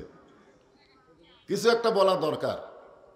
কখনোই আপনারা এরকম মনে করবেন না যে নিজের ইচ্ছায় আপনারা এখানে এসেছেন। আল্লাহ যদি আপনাদেরকে না চাইতো তাহলে এই জায়গায় আপনারা আসতে পারতেন না, কারণ এটা দুনিয়ার সাধারণ কোনো জায়গা নয়। যতক্ষণ পর্যন্ত কোরআন হাদিসের আলোচনা হবে ততক্ষণ পর্যন্ত এই জায়গার নাম হলো রিয়াজুল জান্নাহ। আর রিয়াজুল জান্নার মধ্যে সবাই বসতে পারে না, পাইকারি হারে সবার জায়গা হয় না। একমাত্র আল্লাহ যাদেরকে পছন্দ করে তারাই এই জায়গার মধ্যে উপস্থিত হওয়ার সুযোগ পায়। এটা আমার মুখের কথা। আল্লাহ কোরআনে বলেছেন, মা সাবাকা মিন হাসানাতিন ফামিনাল্লাহ। বান্দা বান্দির দ্বারা যখন কোনো ভালো কাজ হয়, এ কাজ বান্দা বান্দি করে না, বরং আল্লাহ করায়।